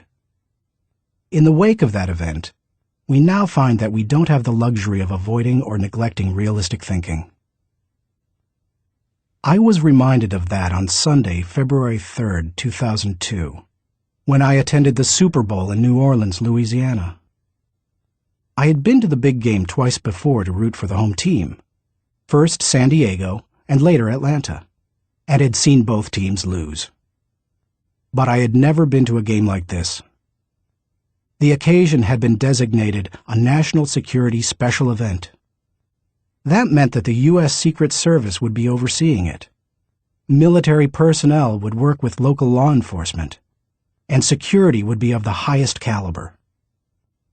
The Secret Service brought in several hundred agents and secured the area. In preparation for the game, access to the Superdome was highly restricted, with intensified screening. Officials blocked off roads, closed the nearby interstate, and designated the area a no-fly zone. We arrived early at the Dome. Officials suggested fans arrive up to 5 hours ahead of game time, and we immediately saw evidence of the precautionary measures. 8-foot fences surrounded the whole area, and concrete barriers prevented unauthorized vehicles from getting close to the building. We could see sharpshooters positioned at various locations, including on the roof of some adjacent buildings. When we reached a gate, police officers and security personnel patted us down and examined everyone's belongings. After that, they directed us to go through metal detectors. Only then did they allow us into the stadium. That's all well and good, you may be saying, but what would have happened had there been a terrorist attack? The Secret Service had that covered too, because they had prepared for the worst-case scenario. Evacuation plans had been put into place, and personnel at the Superdome had been drilled to make sure everyone knew what to do in case of an emergency. New Orleans Mayor Mark Morial said the day before the Super Bowl, "We want to send a message to all visitors that New Orleans is going to be the safest place in America." We got the message. We didn't feel the least bit worried. That's what happens when leaders recognize the importance of realistic thinking. Thinking question. Am I building a solid mental foundation on facts so that I can think with certainty? Chapter 5. Utilize strategic thinking. Most people spend more time planning their summer vacation than planning their lives. Source unknown. When you hear the words strategic thinking, what comes to mind? Do visions of business plans dance in your head? Do you conjure up marketing plans, the kind that can turn a company around? Perhaps you contemplate global politics, or you recall some of history's greatest military campaigns. Hannibal crossing the Alps to surprise the Roman army, Charlemagne's conquest of Western Europe, or the Allies' D-Day invasion of Normandy. Perhaps, but strategy doesn't have to be restricted to military action, or even to business. Strategic thinking can make a positive impact on any area of life. Plan your life, live your plan. I've observed that most people try to plan their lives one day at a time. They wake up, make up their to-do list, and dive into action. Although some people aren't even that strategic. Fewer individuals plan their lives 1 week at a time. They review their calendar for the week, check their appointments, review their goals, and then get to work. They generally outachieve most of their daily planning colleagues. I try to take planning one step further. At the beginning of every month, I spend half a day working on my calendar for the next 40 days. 40 days works for me rather than just 30. That way, I get a jump on the next month and don't get surprised. I begin by reviewing my travel schedule and planning activities with my family. Then I review what projects, lessons, and other objectives I want to accomplish during those 5 to 6 weeks. Then I start blocking out days and times for thinking, writing, working, meeting with people, etc. I set times to do fun things, such as seeing a show, watching a ball game, or playing golf. I also set aside small blocks of time to compensate for the unexpected. By the time I'm done, I can tell you nearly everything I'll be doing almost hour by hour during the coming weeks. This strategy is one of the reasons I have been able to accomplish much. Why you should release the power of strategic thinking. Strategic thinking helps me to plan, to become more efficient, to maximize my strengths, and to find the most direct path toward achieving any objective. The benefits of strategic thinking are numerous. Here are a few of the reasons you should adopt it as one of your thinking tools. 1. Strategic thinking simplifies the difficult. Strategic thinking is really nothing more than planning on steroids. Spanish novelist Miguel de Cervantes said, "The man who is prepared has his battle half fought." Strategic thinking takes complex issues and long-term objectives, which can be very difficult to address, and breaks them down into manageable sizes. Anything becomes simpler when it has a plan. Strategic thinking can also help you simplify the management of everyday life.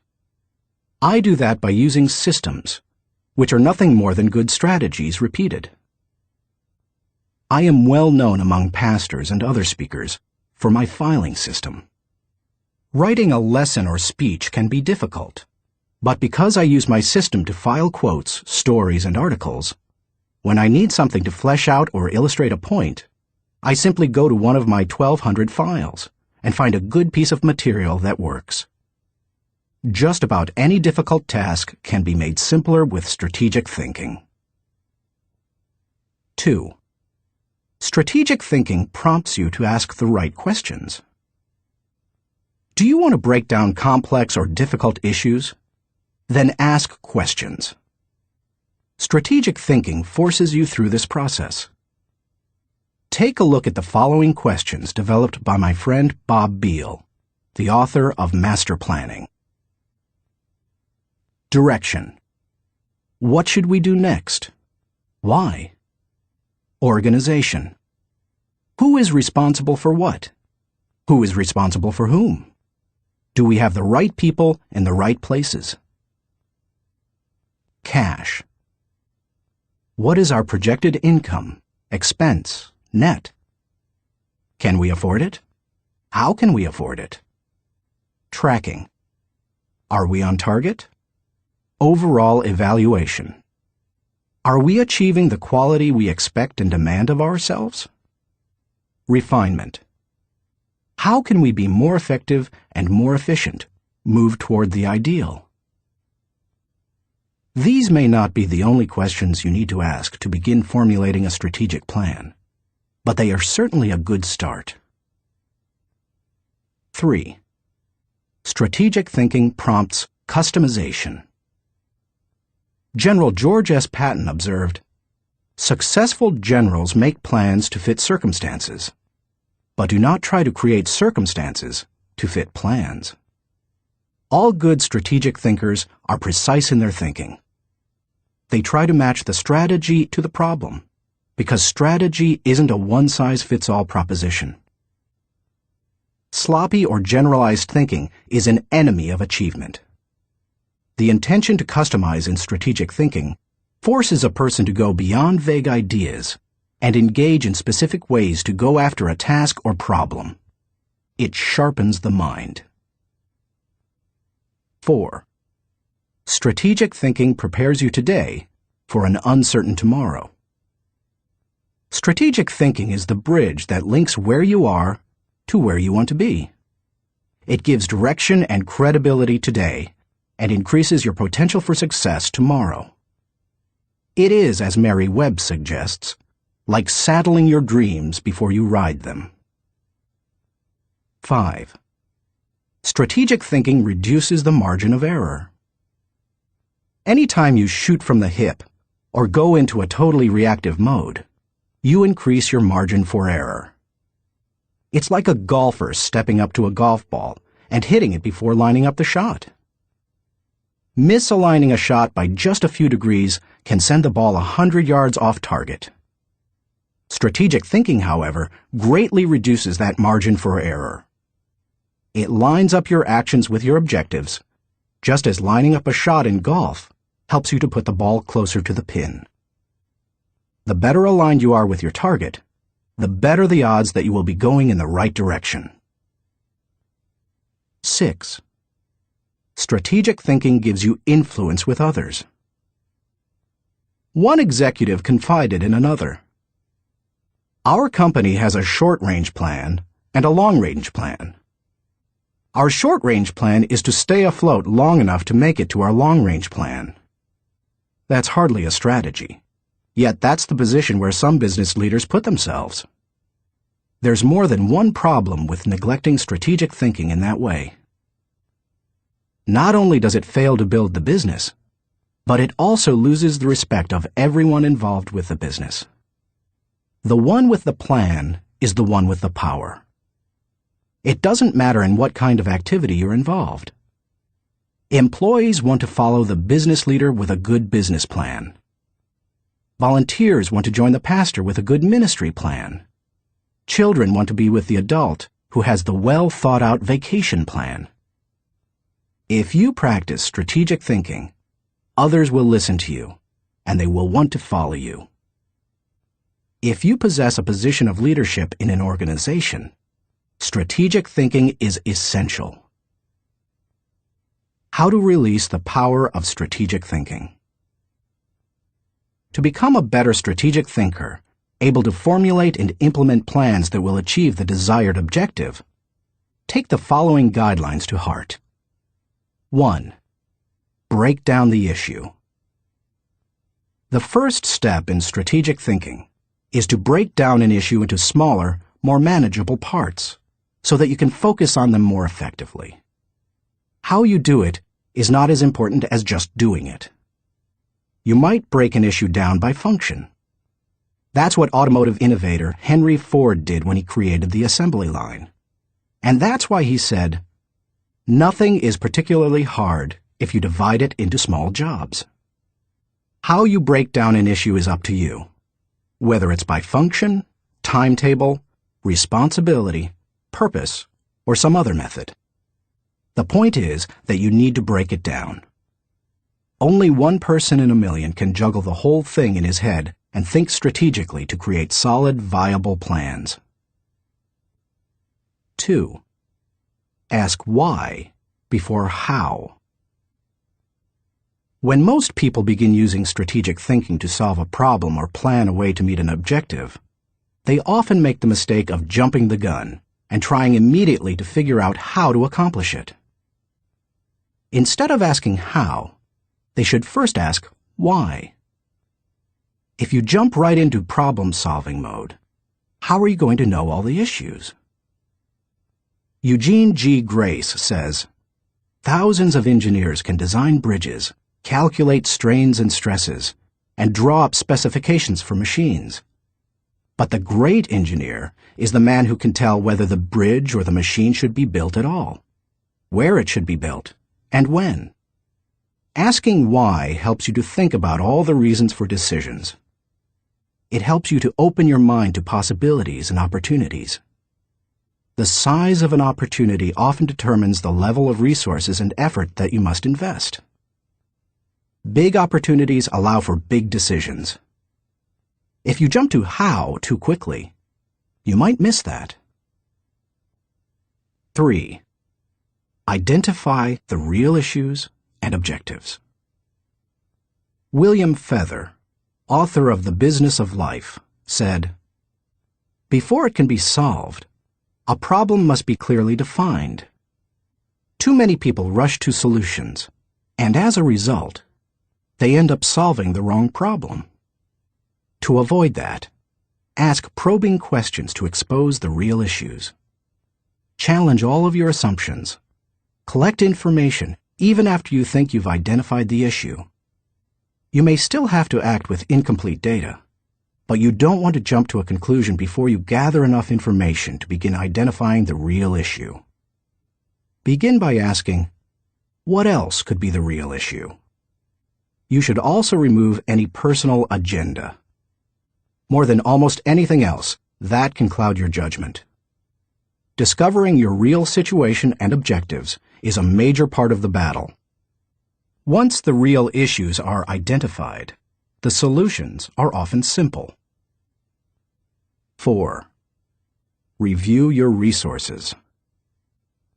I already mentioned how important it is to be aware of your resources, but it bears repeating. A strategy that doesn't take into account resources is doomed to failure. Take an inventory. How much time do you have? How much money? What kinds of materials, supplies, or inventory do you have? What are your other assets? What liabilities or obligations will come into play? Which people on the team can make an impact? You know your own organization and profession. Figure out what resources you have at your disposal. 5. Develop your plan. How you approach the planning process depends greatly on your profession and the size of the challenge that you're planning to tackle, so it's difficult to recommend many specifics. However, no matter how you go about planning, take this advice. Start with the obvious. When you tackle an issue or plan that way, it brings unity and consensus to the team, because everyone sees those things. Obvious elements build mental momentum and initiate creativity and intensity. The best way to create a road to the complex is to build on the fundamentals. 6. Put the right people in the right place. It's critical that you include your team as part of your strategic thinking. Before you can implement your plan, you must make sure that you have the right people in place. Even the best strategic thinking won't help if you don't take into account the people part of the equation. Look what happens if you miscalculate. Wrong person. Problems instead of potential. Wrong place. Frustration instead of fulfillment. Wrong plan. Grief instead of growth.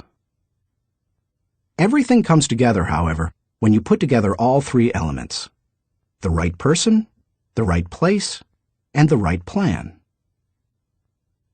7. Keep repeating the process.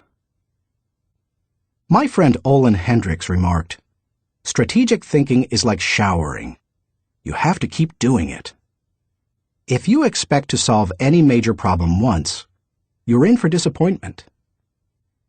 Little things such as filing or shopping systematically can be won easily through systems and personal discipline.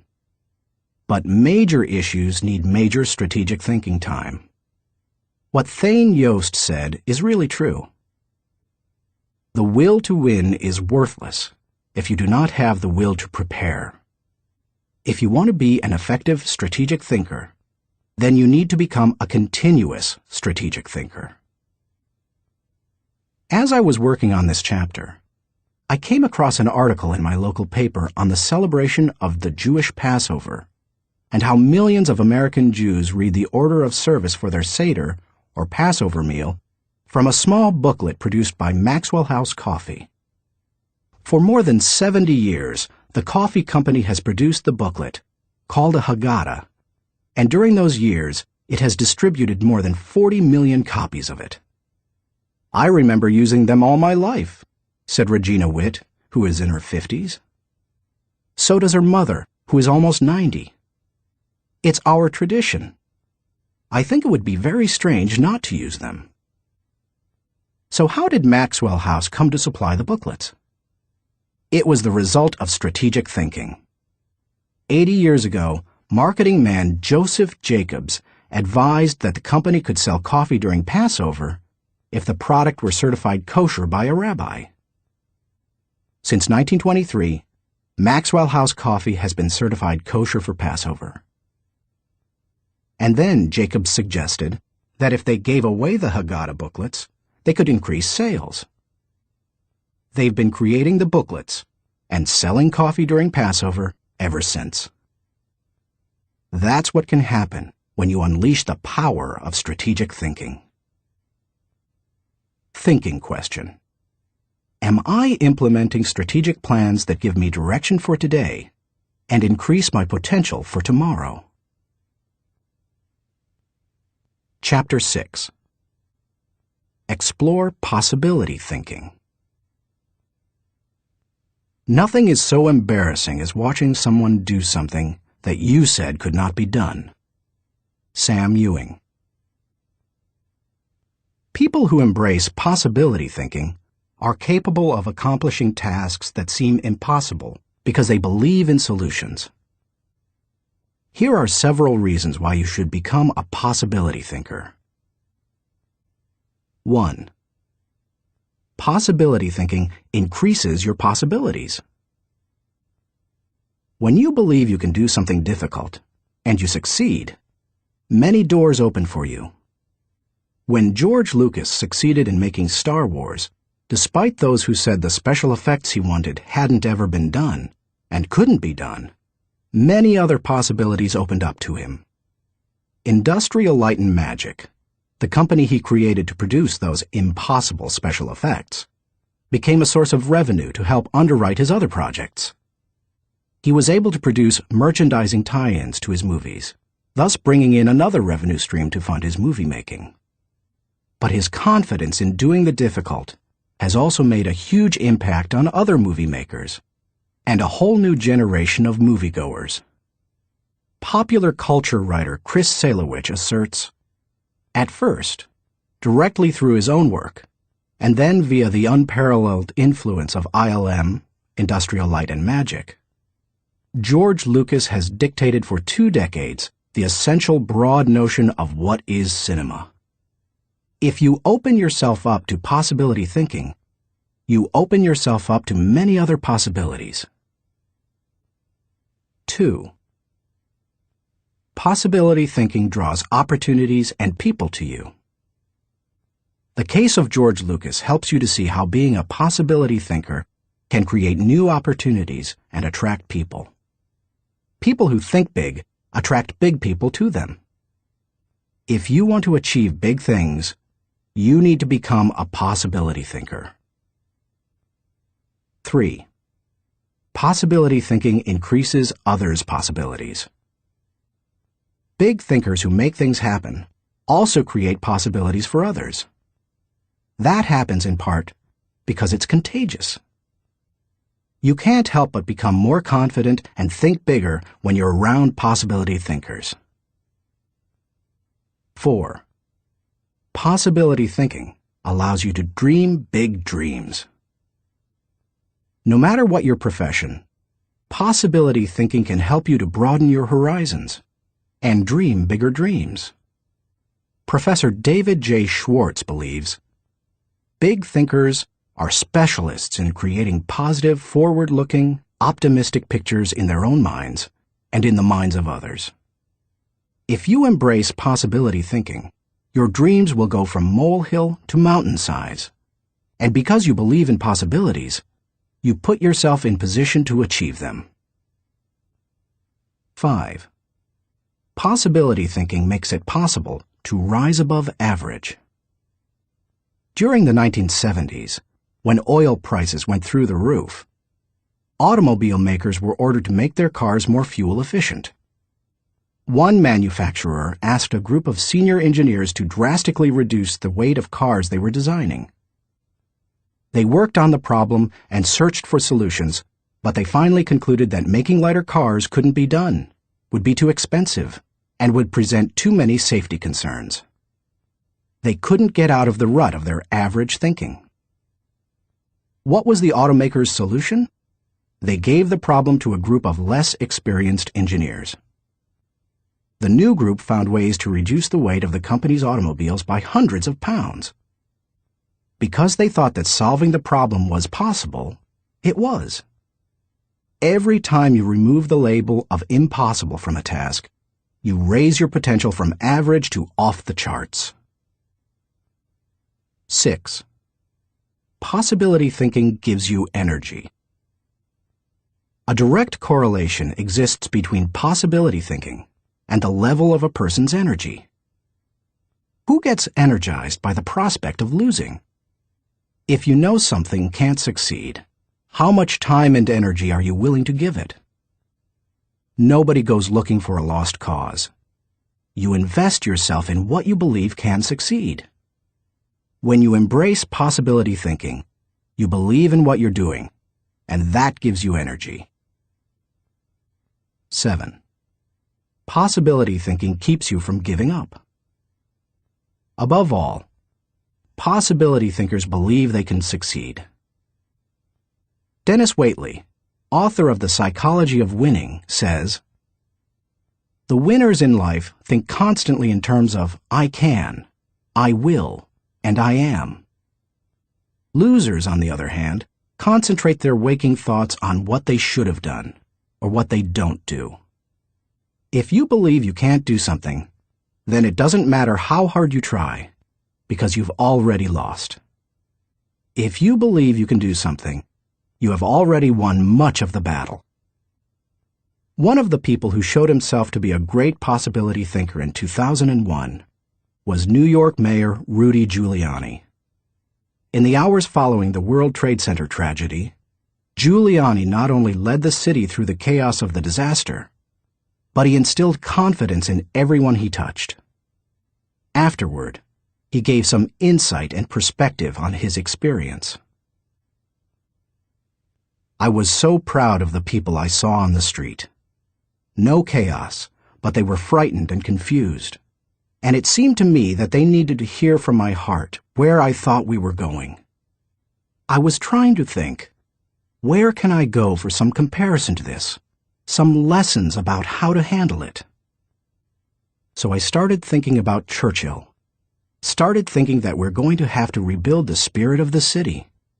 And what better example than Churchill and the people of London during the Blitz in 1940, who had to keep up their spirit during this sustained bombing.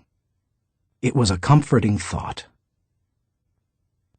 16 hours after the plane struck the buildings in New York City, when Giuliani finally returned at 2:30 a.m. to his apartment for a rest, instead of sleeping, he read the World War II chapters of Churchill, a Biography by Roy Jenkins. He learned how Winston Churchill helped his people to see the possibilities and kept his people going. Inspired, Giuliani did the same for his own people 6 decades later. How to feel the energy of possibility thinking. If you are a naturally positive person who already embraces possibility thinking, then you're already tracking with me. However, some people, rather than being optimistic, are naturally negative or cynical. They believe that possibility thinkers are naive or foolish. If your thinking runs toward pessimism, let me ask you a question.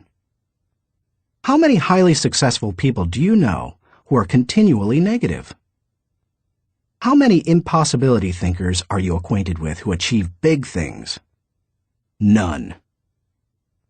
People with an "it can't be done" mindset have two choices.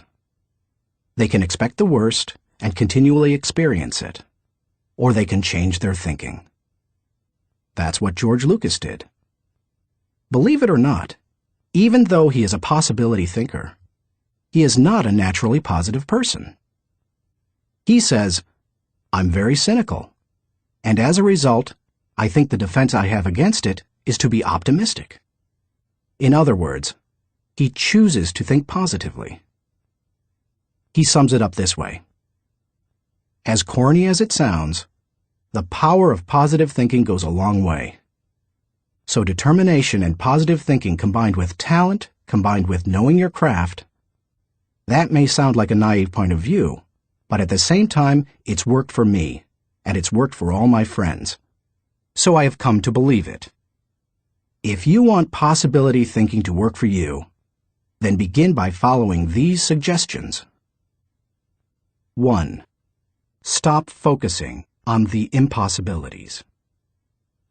The first step in becoming a possibility thinker is to stop yourself from searching for and dwelling on what's wrong with any given situation. Sports psychologist Bob Rotella recounts, "I tell people, if you don't want to get into positive thinking, that's okay.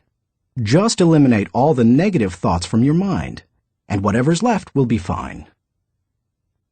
If possibility thinking is new to you, you're going to have to give yourself a lot of coaching to eliminate some of the negative self-talk you may hear in your head. When you automatically start listing all the things that can go wrong, or all the reasons something can't be done, stop yourself and say, "Don't go there." Then ask, "What's right about this?" That will help to get you started. And if negativity is a really big problem for you, and pessimistic things come out of your mouth before you've even thought them through, you may need to enlist the aid of a friend or family member to alert you every time you utter negative ideas. 2. Stay away from the experts. So-called experts do more to shoot down people's dreams than just about anybody else. Possibility thinkers are very reluctant to dismiss anything as impossible. Rocket pioneer Wernher von Braun said, "I have learned to use the word impossible with the greatest of caution." And Napoleon Bonaparte declared, "The word impossible is not in my dictionary." If you feel you must take the advice of an expert, however, then heed the words of John Andrew Holmes, who asserted, "Never tell a young person that something cannot be done." God may have been waiting centuries for somebody ignorant enough of the impossible to do that thing. If you want to achieve something, give yourself permission to believe it is possible, no matter what experts might say. 3. Look for possibilities in every situation. Becoming a possibility thinker is more than just refusing to let yourself be negative. It's something more. It's looking for positive possibilities despite the circumstances. I recently heard Don Soderquist, former president of Walmart, tell a wonderful story that illustrates how a person can find positive possibilities in any situation. Soderquist had gone with Sam Walton to Huntsville, Alabama, to open several new stores. While there, Walton suggested they visit the competition. Here's what Soderquist said happened. "We went into one store, and I have to tell you that it was the worst store I have ever seen in my life. It was terrible. There were no customers, There was no help on the floor. The aisles were cluttered with merchandise, empty shelves, dirty. It was absolutely terrible. He, Walton, walked one way, and I'd walked the other way, and we'd kind of meet out on the sidewalk. He said, "What'd you think, Don?" I said, "Sam, that is the absolutely worst store I've ever seen in my life. I mean, did you see the aisles?" He said, "Don, did you see the pantyhose rack?" I said, "No, I didn't, Sam. I must have gone on a different aisle than you. I didn't see that." He said, "That was the best pantyhose rack I've ever seen, Don." And he said, "I pulled the fixture out, and on the back was the name of the manufacturer. When we get back, I want you to call that manufacturer and have him come in and visit with our fixture people. I want to put that rack in our stores. It's absolutely the best I've ever seen." And he said next, "Did you see the ethnic cosmetics?" I said, "Sam, that must have been right next to the pantyhose rack, because I absolutely missed that." He said, "Don, do you realize that in our stores we have 4 feet of ethnic cosmetics? These people had 12 feet of it. We are absolutely missing the boat. I wrote down the distributor of some of those products. When we get back, I want you to get a hold of our cosmetic buyer and get these people in. We absolutely need to expand our ethnic cosmetics." Now, Sam Walton didn't hit me on the head and say, "Don, now what lesson did you learn from this?" He had already hit me on the head by looking for the good, looking how to improve, striving for excellence. It's so easy to go and look at what other people do badly. But one of the leadership characteristics of vision that he showed me, and I'll never forget it, is look for the good in what other people are doing and apply it. It doesn't take a genius IQ or 20 years of experience to find the possibility in every situation. All it takes is the right attitude, and anybody can cultivate that. 4. Dream one size bigger. One of the best ways to cultivate a possibility mindset is to prompt yourself to dream one size bigger than you normally do. Let's face it, most people dream too small. They don't think big enough. Henry Curtis advises, "Make your plans as fantastic as you like, because 25 years from now, they will seem mediocre. Make your plans 10 times as great as you first planned, and 25 years from now, you will wonder why you did not make them 50 times as great." If you push yourself to dream more expansively, to imagine your organization one size bigger, to make your goals at least a step beyond what makes you comfortable, you will be forced to grow. And it will set you up to believe in greater possibilities. 5. Question the status quo. Most people want their lives to keep improving, yet they value peace and stability at the same time. People often forget that you can't improve and still stay the same. Growth means change. Change requires challenging the status quo. If you want greater possibilities, you can't settle for what you have now. When you become a possibility thinker, you will face many people who will want you to give up your dreams and embrace the status quo. Achievers refuse to accept the status quo. As you begin to explore greater possibilities for yourself, your organization, or your family, and others challenge you for it, take comfort in knowing that right now as you read this, other possibility thinkers across the country and around the world are thinking about curing cancer, developing new energy sources, feeding hungry people, and improving quality of life. They are challenging the status quo against the odds, and you should too. 6. Find inspiration from great achievers. You can learn a lot about possibility thinking by studying great achievers. I mentioned George Lucas in this chapter. Perhaps he doesn't appeal to you, or you don't like the movie industry.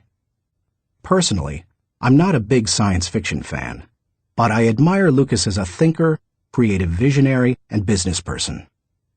Find some achievers you admire and study them. Look for people with the attitude of Robert F. Kennedy, who popularized George Bernard Shaw's stirring statement. Some men see things as they are and say, "Why?" I dream of things that never were and say, "Why not?" I know possibility thinking isn't in style with many people. So call it what you like. The will to succeed, belief in yourself, confidence in your ability, faith. It's really true. People who believe that they can't, don't. But if you believe you can, you can. That's the power of possibility thinking. Thinking question. Am I unleashing the enthusiasm of possibility thinking to find solutions for even seemingly impossible situations? Chapter 7. Learn from reflective thinking. To doubt everything, or to believe everything, are two equally convenient solutions. Both dispense with the necessity of reflection. Jules-Henri Poincaré. The pace of our society does not encourage reflective thinking. Most people would rather act than think. Now, don't get me wrong. I'm a person of action. I have very high energy, and I like to see things accomplished. But I'm also a reflective thinker.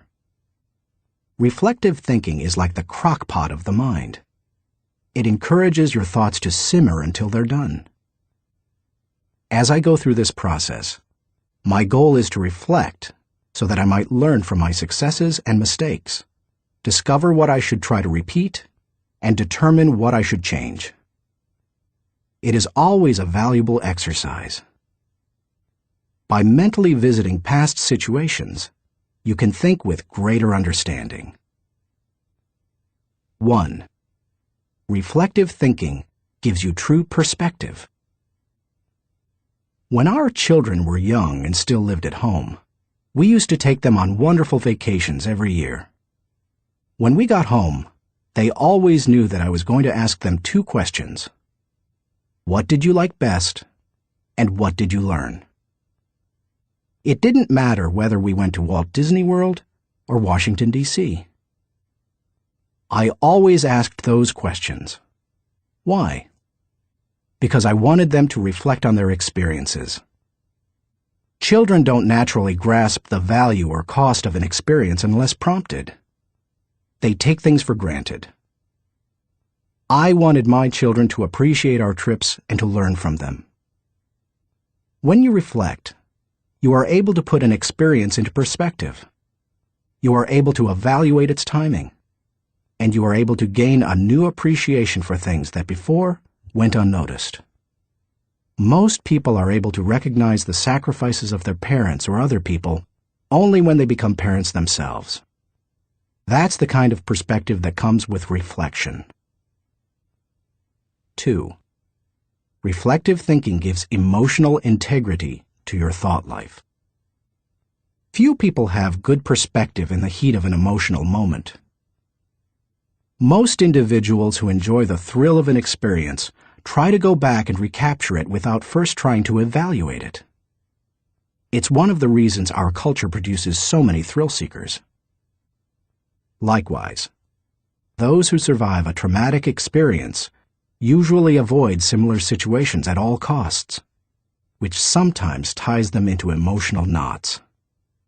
Reflective thinking enables you to distance yourself from the intense emotions of particularly good or bad experiences and see them with fresh eyes. You can see the thrills of the past in the light of emotional maturity and examine tragedies in the light of truth and logic. That process can help a person to stop carrying around a bunch of negative emotional baggage. President George Washington observed, "We ought not to look back unless it is to derive useful lessons from past errors, and for the purpose of profiting by dearly bought experience. Any feeling that can stand up to the light of truth and can be sustained over time has emotional integrity and is therefore worthy of your mind and heart." 3. Reflective thinking increases your confidence in decision-making. Have you ever made a snap judgment and later wondered if you did the right thing? Everybody has. Reflective thinking can help to diffuse that doubt. It also gives you confidence for the next decision. Once you've reflected on an issue, you don't have to repeat every step of the thinking process when you're faced with it again. You've got mental road markers from having been there before. That compresses and speeds up thinking time, and it gives you confidence. And over time, it can also strengthen your intuition. 4. Reflective thinking clarifies the big picture. When you engage in reflective thinking, you can put ideas and experiences into a more accurate context. Reflective thinking encourages us to go back and spend time pondering what we have done and what we have seen. If a person who loses his job reflects on what happened, he may see a pattern of events that led to his dismissal. He will better understand what happened, why it happened, and what things were his responsibility. If he also looks at the incidents that occurred afterward, he may realize that in the larger scheme of things, he's better off in his new position because it better fits his skills and desires. Without reflection, it can be very difficult to see that big picture. 5. Reflective thinking takes a good experience and makes it a valuable experience. When you were just starting out in your career, did it seem that few people were willing to give someone without experience an opportunity? At the same time, could you see people who had been on their jobs 20 years, who yet did their work poorly? If so, that probably frustrated you.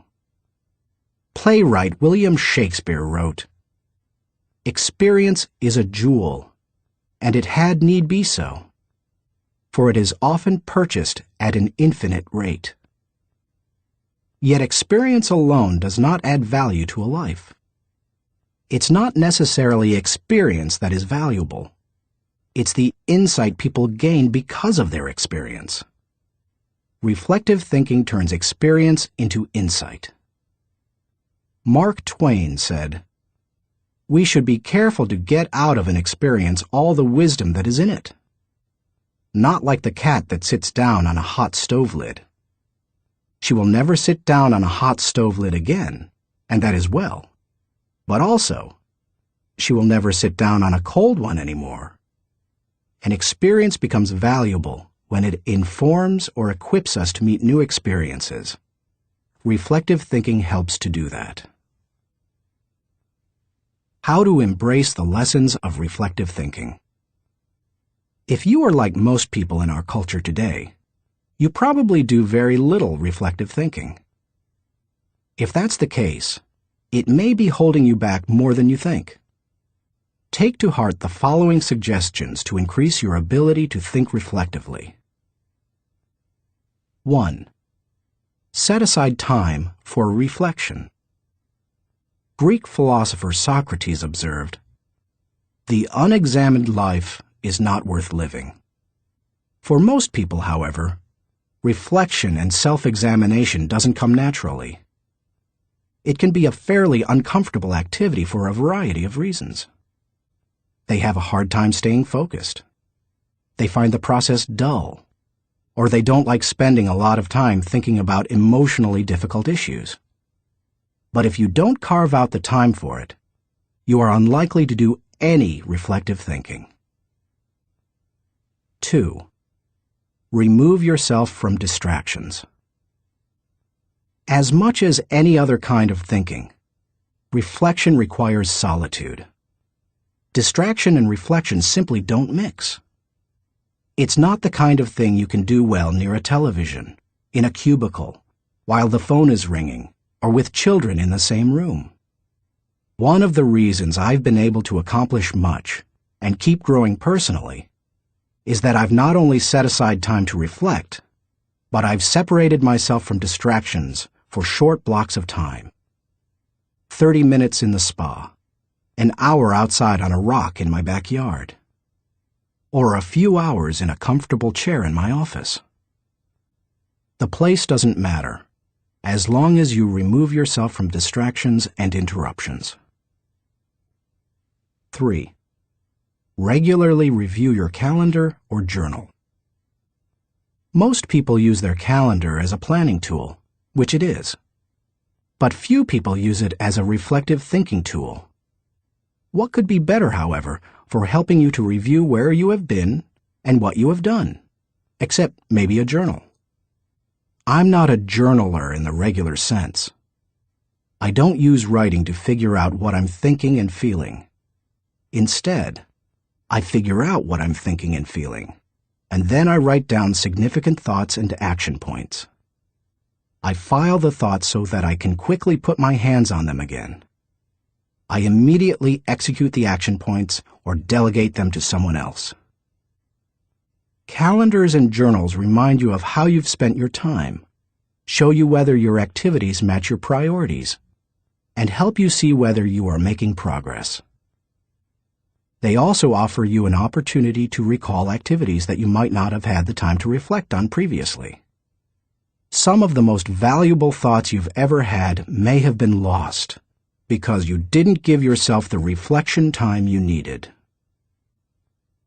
4. Ask the right questions. The value you receive from reflecting will depend on the kinds of questions you ask yourself. The better the questions, the more gold you will mine from your thinking. When I reflect, I think in terms of my values, relationships, and experiences. Here are some sample questions. Personal growth.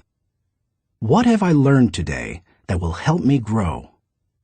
How can I apply it to my life? When should I apply it? Adding value. To whom did I add value today? How do I know I added value to that person? Can I follow up and compound the positive benefit he or she received? Leadership. Did I lead by example today? Did I lift my people and organization to a higher level? What did I do, and how did I do it? Personal faith. Did I represent God well today? Did I practice the golden rule? Have I walked the second mile with someone? Marriage and family. Did I communicate love to my family today? How did I show that love? Did they feel it? Did they return it? Inner circle.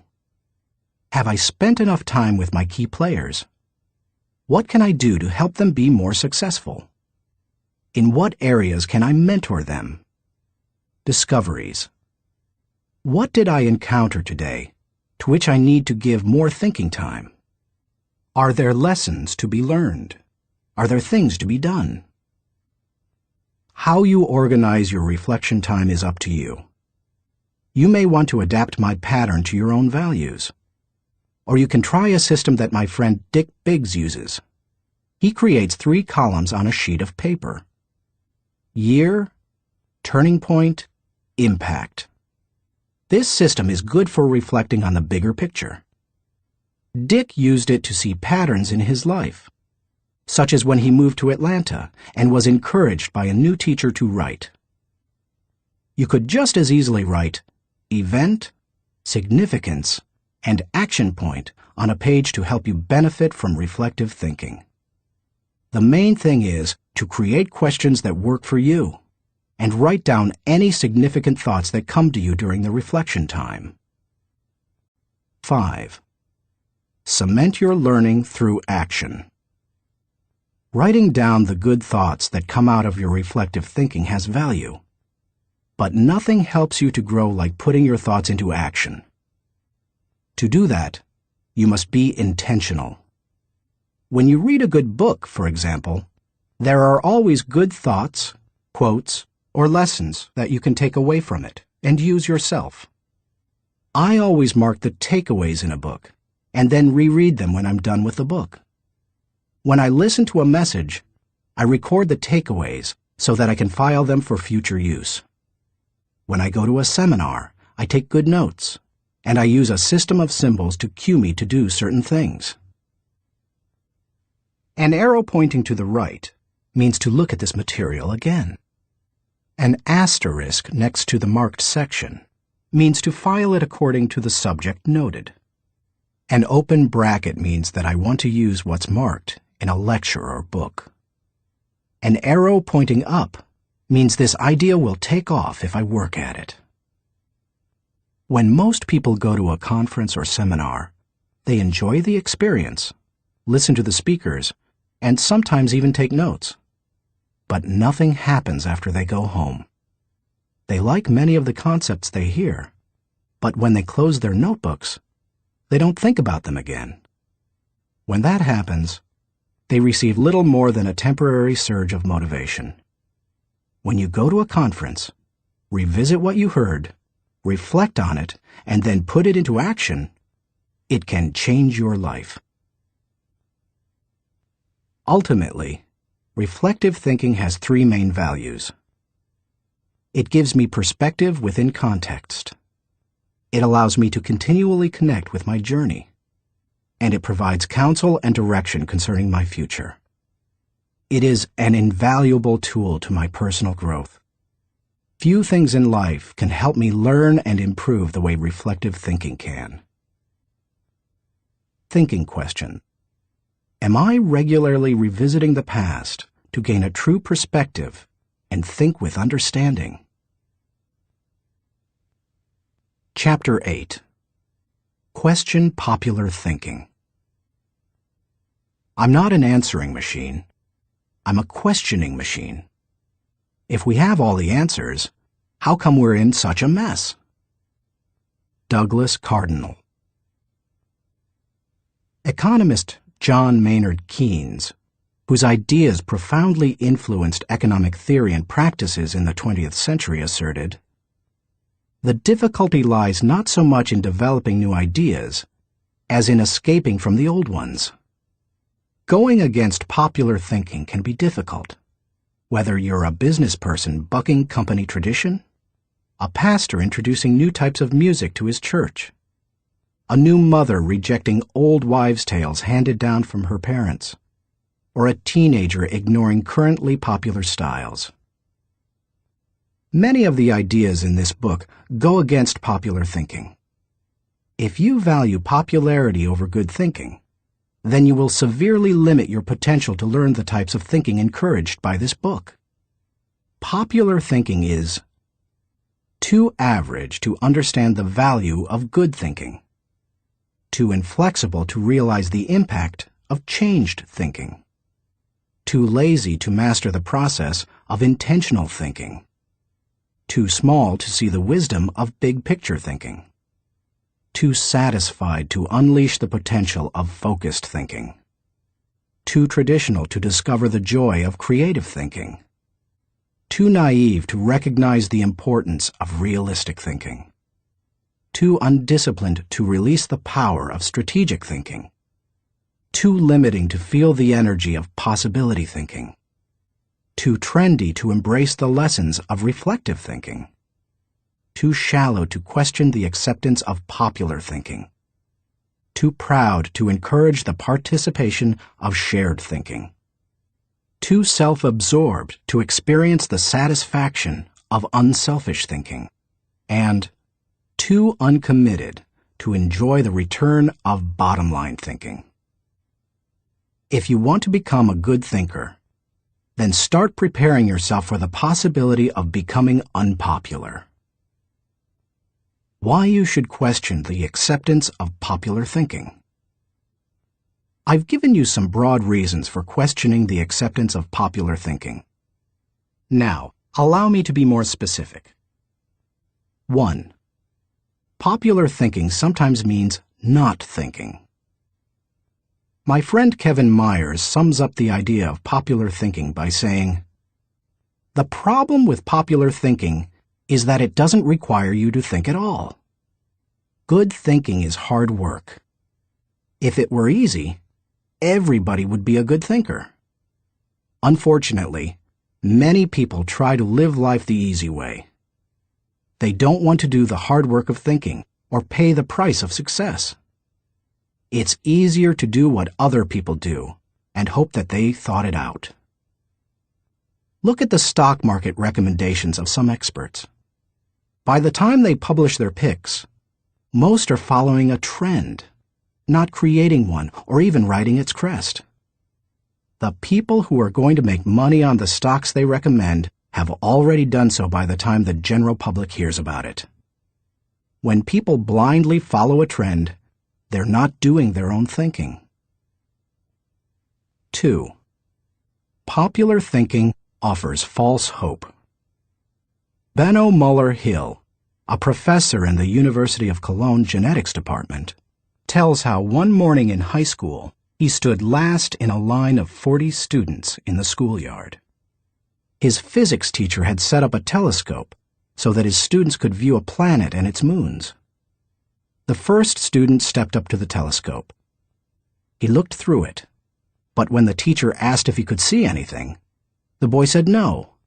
His nearsightedness hampered his view.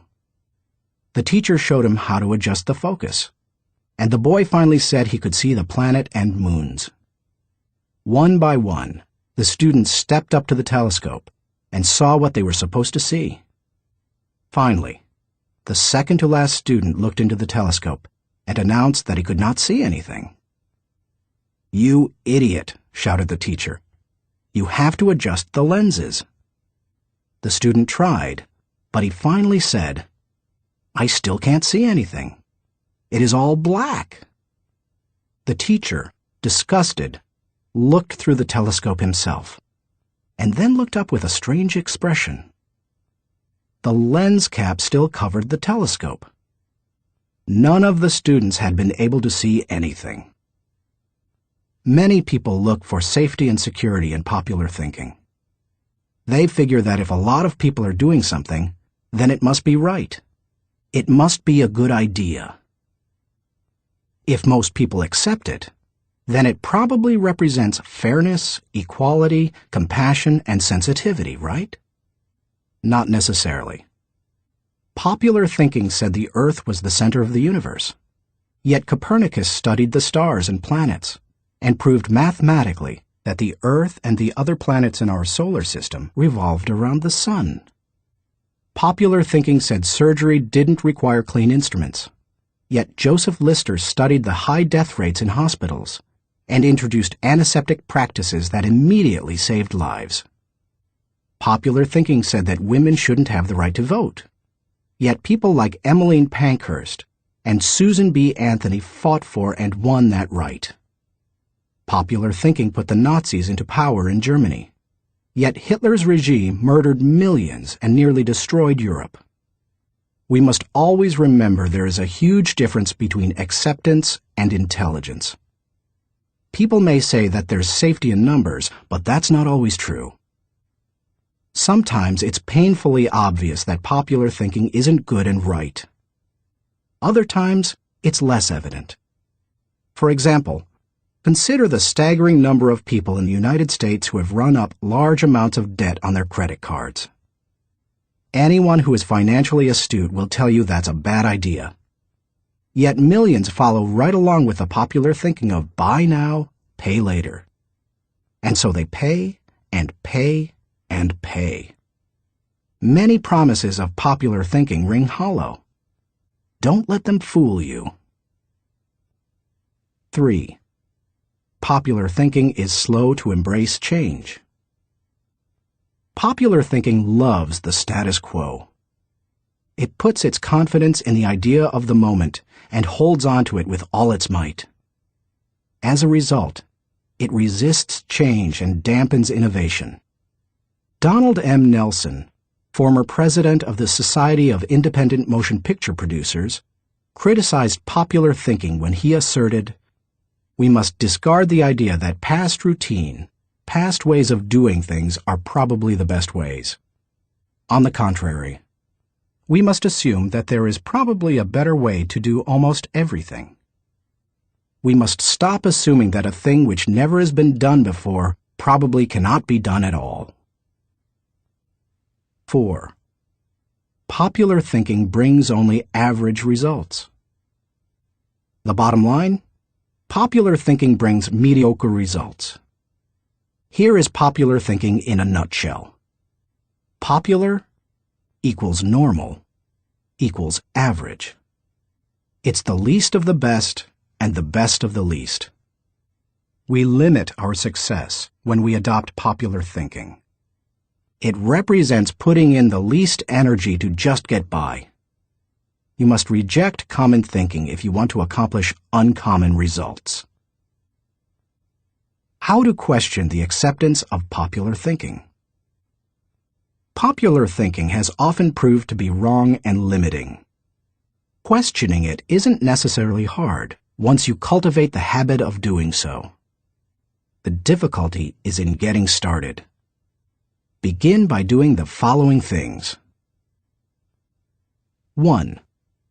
Think before you follow. Many individuals follow others almost automatically. Sometimes they do so because they desire to take the path of least resistance. Other times they fear rejection, or they believe there's wisdom in doing what everyone else does. But if you want to succeed, you need to think about what's best, not what's popular. Challenging popular thinking requires a willingness to be unpopular and go outside of the norm. Following the tragedy of September 11, 2001, for example, few people willingly chose to travel by plane. But that was the best time to travel. Crowds were down, security was up, and airlines were cutting prices. About a month after the tragedy, my wife Margaret and I heard that Broadway shows had lots of seats and many New York hotel rooms remained empty. Popular thinking said, "Stay away from New York." We used that as an opportunity. We got cheap plane tickets to the city, booked a room in a great hotel for about half price, and got tickets to the most sought-after show, The Producers. As we took our seats in the theater, we sat next to a woman beside herself with excitement. "I can't believe I'm finally here," she said to us.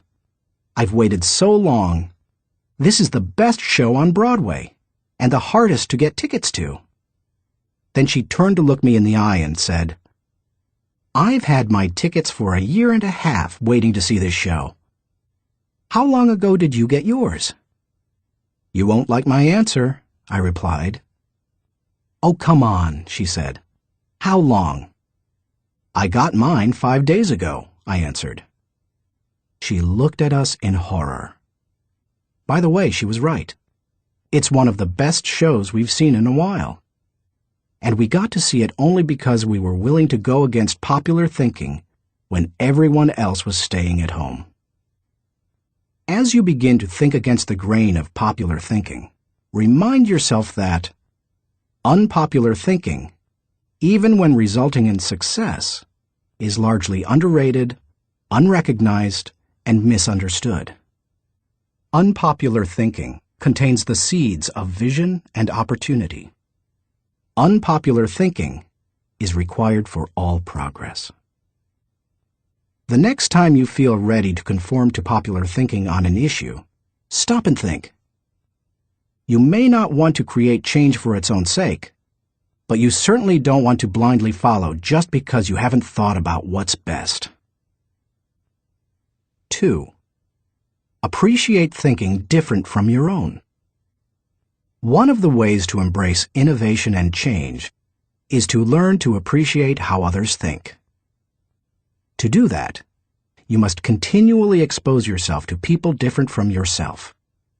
My brother, Larry Maxwell, a good businessman and an innovative thinker, continually challenges popular thinking by thinking differently.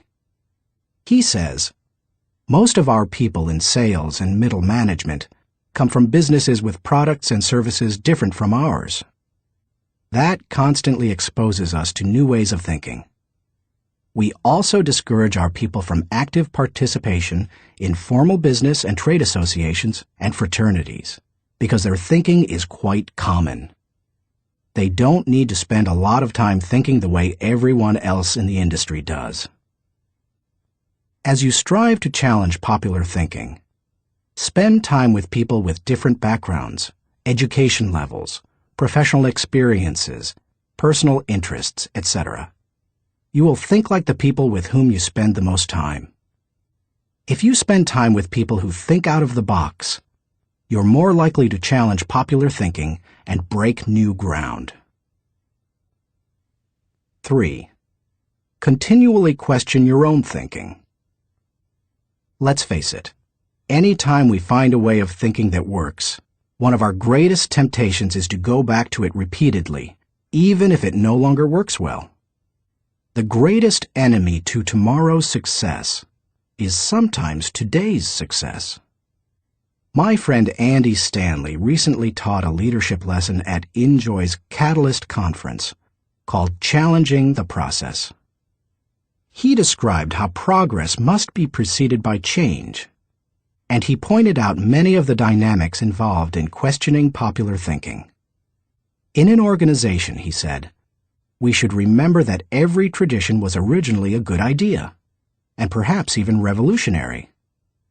But every tradition may not be a good idea for the future.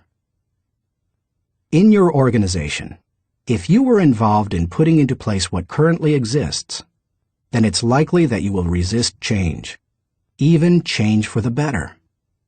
That's why it's important to challenge your own thinking. If you're too attached to your own thinking and how everything is done now, then nothing will change for the better. 4. Try new things in new ways. When was the last time you did something for the first time? Do you avoid taking risks or trying new things? One of the best ways to get out of the rut of your own thinking is to innovate. You can do that in little everyday ways. Drive to work a different way from normal. Order an unfamiliar dish at your favorite restaurant. Ask a different colleague to help you with a familiar project. Take yourself off of autopilot. Unpopular thinking asks questions and seeks options. In 1997, my 3 companies moved to Atlanta, Georgia. It's a great city, but traffic at peak times can get crazy. Immediately after moving here, I began looking for and testing alternative routes to desired destinations so that I would not be caught in traffic. From my house to the airport, for example, I have discovered and used 9 routes within 8 miles and 12 minutes from one another. Often, I am amazed to see people sitting on the freeway when they could be moving forward on an alternative route. What is the problem? Too many people have not tried new things in new ways. It is true. Most people are more satisfied with old problems than committed to finding new solutions. How you go about doing new things in new ways is not as important as making sure you do it. Besides, if you try to do new things in the same way that everyone else does, are you really going against popular thinking? Get out there and do something different today. 5. Get used to being uncomfortable. When it comes right down to it, popular thinking is comfortable. It's like an old recliner adjusted to all the owner's idiosyncrasies. The problem with most old recliners is that no one has looked at them lately. If so, they'd agree that it's time to get a new one. If you want to reject popular thinking in order to embrace achievement, you'll have to get used to being uncomfortable. If you embrace unpopular thinking, and make decisions based on what works best and what is right, rather than what is commonly accepted, know this: in your early years, you won't be as wrong as people think you are. In your later years, you won't be as right as people think you are. And all through the years, you will be better than you thought you could be. Thinking question. Am I consciously rejecting the limitations of common thinking in order to accomplish uncommon results? Chapter 9. Benefit from shared thinking. None of us is as smart as all of us. Ken Blanchard. Good thinkers, especially those who are also good leaders, understand the power of shared thinking. They know that when they value the thoughts and ideas of others, they receive the compounding results of shared thinking and accomplish more than they ever could on their own. Those who participate in shared thinking understand the following. 1. Shared thinking is faster than solo thinking. We live in a truly fast-paced world. To function at its current rate of speed, we can't go it alone. I think the generation of young men and women just entering the workforce sense that very strongly. Perhaps that is why they value community so highly, and are more likely to work for a company they like than one that pays them well. Working with others is like giving yourself a shortcut. If you want to learn a new skill quickly, how do you do it?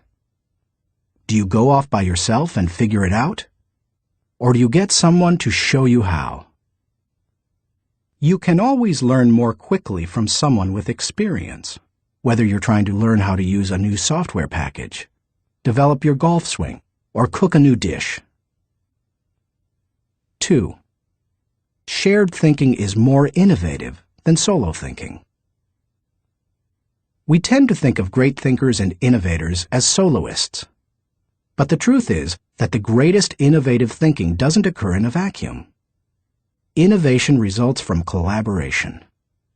Albert Einstein once remarked, "Many times a day, I realize how much my own outer and inner life is built upon the labors of my fellow men, both living and dead, and how earnestly I must exert myself in order to give in return as much as I have received."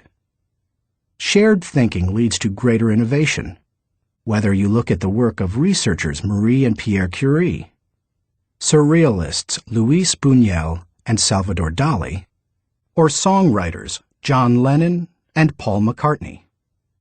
If you combine your thoughts with the thoughts of others, you will come up with thoughts you've never had. 3. Shared thinking brings more maturity than solo thinking. As much as we would like to think that we know it all, each of us is probably painfully aware of our blind spots and areas of inexperience. When I first started out as a pastor, I had dreams and energy, but little experience. To try to overcome that, I attempted to get several high-profile pastors of growing churches to share their thinking with me. In the early 1970s, I wrote letters to the 10 most successful pastors in the country, offering them what was a huge amount of money to me at the time, $100, to meet me for an hour so that I could ask them questions. When one said yes, I'd visit him. I didn't talk much, except to ask a few questions. I wasn't there to impress anyone or satisfy my ego. I was there to learn. I listened to everything he said, took careful notes, and absorbed everything I could. Those experiences changed my life. You've had experiences I haven't, and I've had experiences you haven't. Put us together, and we bring a broader range of personal history, and therefore maturity, to the table. If you don't have the experience you need, hook up with someone who does. 4. Shared thinking is stronger than solo thinking. Philosopher-poet Johann Wolfgang von Goethe said, To accept good advice is but to increase one's own ability. Two heads are better than one when they are thinking in the same direction. It's like harnessing two horses to pull a wagon. They are stronger pulling together than either is individually. But did you know that when they pull together, they can move more weight than the sum of what they can move individually? A synergy comes from working together. That same kind of energy comes into play when people think together. 5. Shared thinking returns greater value than solo thinking. Because shared thinking is stronger than solo thinking, it's obvious that it yields a higher return. That happens because of the compounding action of shared thinking. But it also offers other benefits. The personal return you receive from shared thinking and experiences can be great. Clarence Francis sums up the benefits in the following observation. I sincerely believe that the word relationships is the key to the prospect of a decent world. It seems abundantly clear that every problem you will have, in your family, in your work, in our nation, or in this world, is essentially a matter of relationships, of interdependence. 6. Shared thinking is the only way to have great thinking. I believe that every great idea begins with 3 or 4 good ideas. And most good ideas come from shared thinking. Playwright Ben Jonson said, "He that is taught only by himself has a fool for a master." When I was in school, teachers put the emphasis on being right and on doing better than the other students, rarely on working together to come up with good answers. Yet all the answers improve when they make the best use of everyone's thinking. If we each have one thought, and together we have 2 thoughts, then we always have the potential for a great thought. How to encourage the participation of shared thinking. Some people naturally participate in shared thinking. Anytime they see a problem, they think, "Who do I know who can help with this?" Leaders tend to be that way. So do extroverts. However, you don't have to be either of those to benefit from shared thinking. Use the following steps to help you improve your ability to harness shared thinking. 1. Value the ideas of others. First, believe that the ideas of other people have value. If you don't, your hands will be tied. How do you know if you truly want input from others? Ask yourself these questions. Am I emotionally secure? People who lack confidence and worry about their status, position, or power tend to reject the ideas of others, protect their turf, and keep people at bay. It takes a secure person to consider others' ideas. Years ago, an emotionally insecure person took a key position on my board of directors. After a couple of meetings, it became obvious to the other board members that this individual would not positively contribute to the organization. I asked a seasoned leader on the board, "Why does this person always do and say things that hinder our progress?" I'll never forget his reply. Hurting people hurt people. Do I place value on people? You won't value the ideas of a person if you don't value and respect the person himself or herself. Have you ever considered your conduct around people you value versus those you don't? Look at the differences. If I value people, I want to spend time with them. If I don't value people, I don't want to be around them. If I value people, I listen to them. If I don't value people, I neglect to listen. If I value people, I want to help them. If I don't value people, I don't offer them help. If I value people, I am influenced by them. If I don't value people, I ignore them. If I value people, I respect them. If I don't value people, I am indifferent. Do I value the interactive process? A wonderful synergy often occurs as the result of shared thinking. It can take you places you've never been. Publisher Malcolm Forbes asserted, "Listening to advice often accomplishes far more than heeding it." I must say, I didn't always value shared thinking. For many years, I tended to withdraw when I wanted to develop ideas. Only reluctantly did I work on ideas with others. When a colleague challenged me on this, I started to analyze my hesitancy. I realized that it went back to my college experience. Some days in the classroom, I could tell that a teacher was unprepared to lecture, and instead spent the class time asking us to give our uninformed opinions on a subject. Most of the time, the opinions seemed no better than mine. I had come to class so that the professor could teach me. I realized that the process of shared ideas wasn't the problem. It was who was doing the talking. Shared thinking is only as good as the people doing the sharing.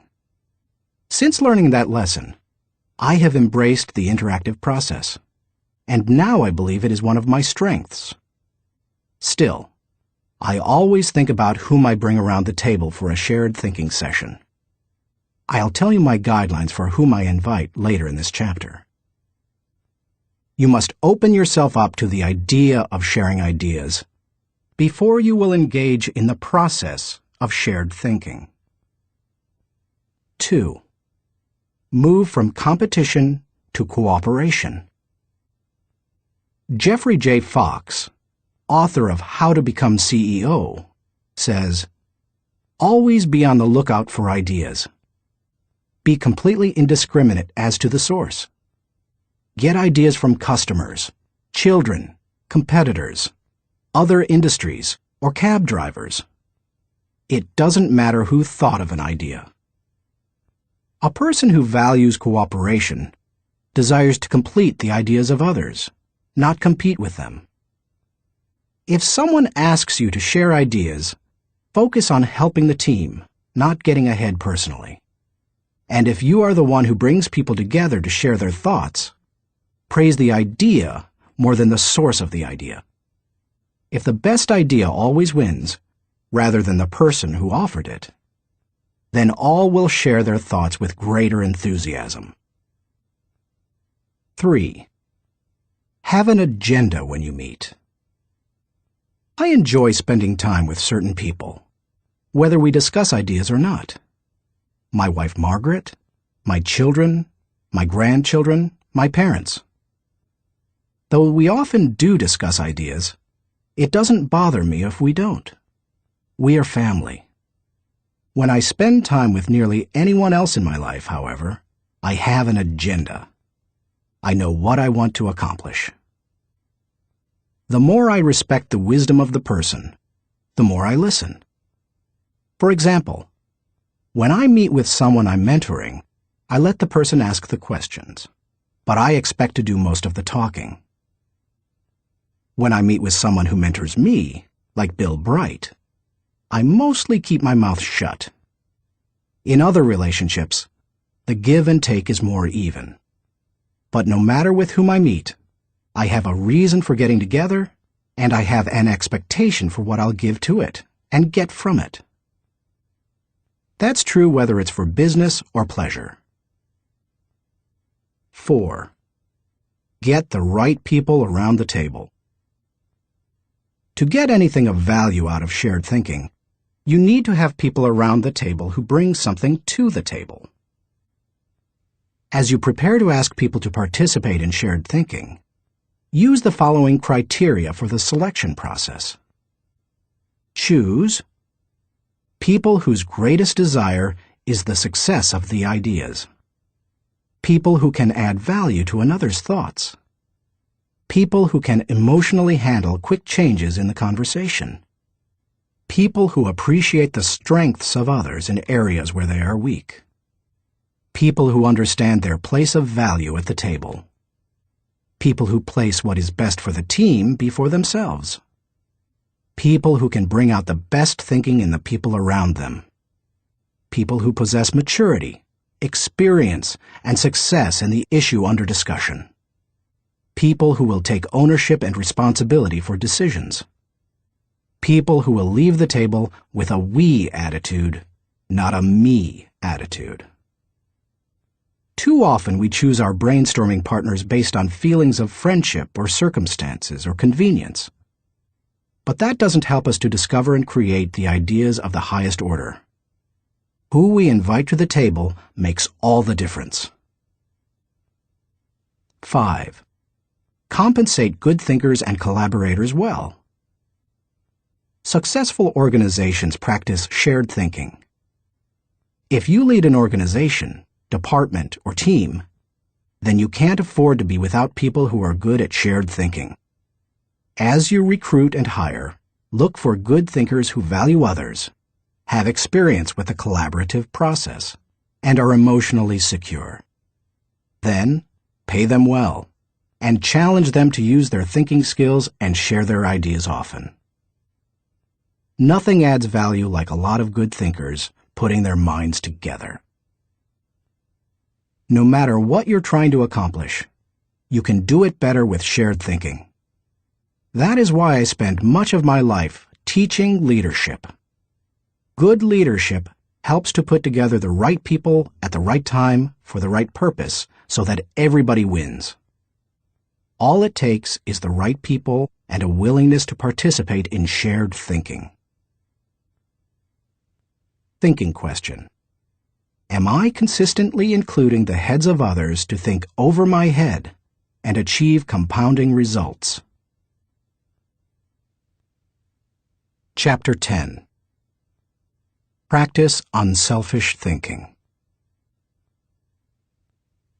We cannot hold a torch to light another's path without brightening our own. Ben Sweetland. So far in this book, we've discussed many kinds of thinking that can help you to achieve more. Each of them has the potential to make you more successful. Now I want to acquaint you with a kind of thinking with the potential to change your life in another way. It might even redefine how you view success. Unselfish thinking can often deliver a return greater than any other kind of thinking. Take a look at some of its benefits. 1. Unselfish thinking brings personal fulfillment. Few things in life bring greater personal rewards than helping others. Charles H. Burr believed, "Getters generally don't get happiness. Givers get it." Helping people brings great satisfaction.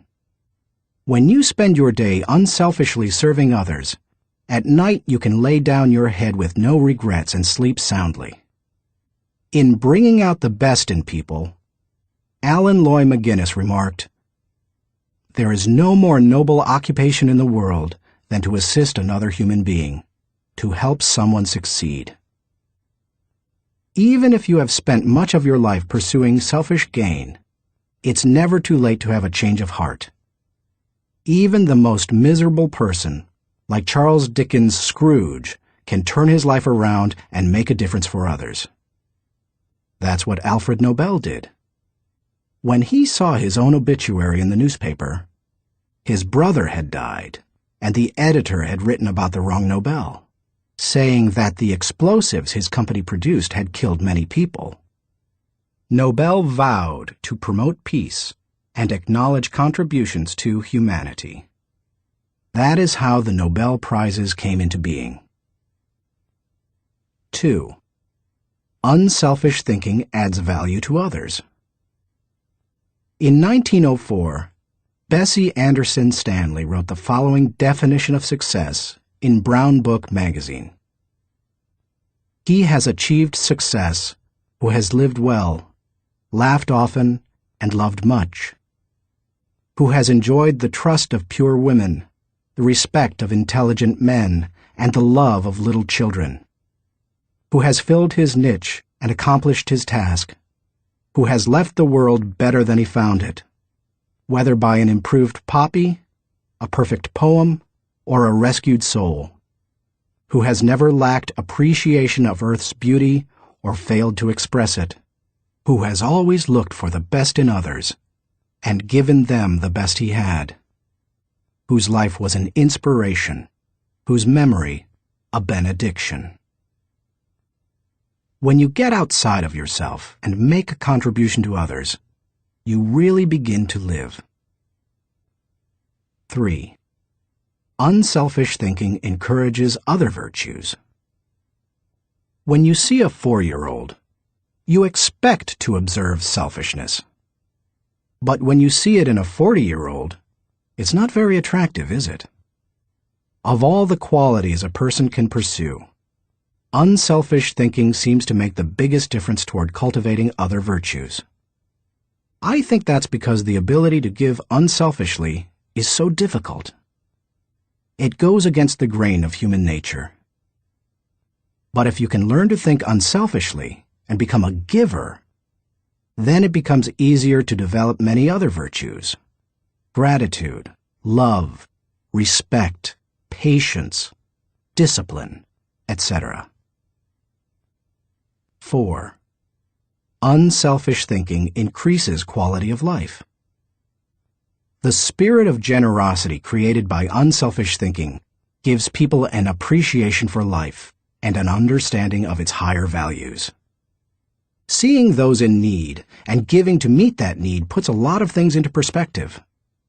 It increases the quality of life of the giver and the receiver. That's why I believe that there is no life as empty as the self-centered life. There is no life as centered as the self-empty life. If you want to improve your world, then focus your attention on helping others. 5. Unselfish thinking makes you part of something greater than yourself. Merck & Company, the global pharmaceutical corporation, has always seen itself as doing more than just producing products and making a profit. It desires to serve humanity.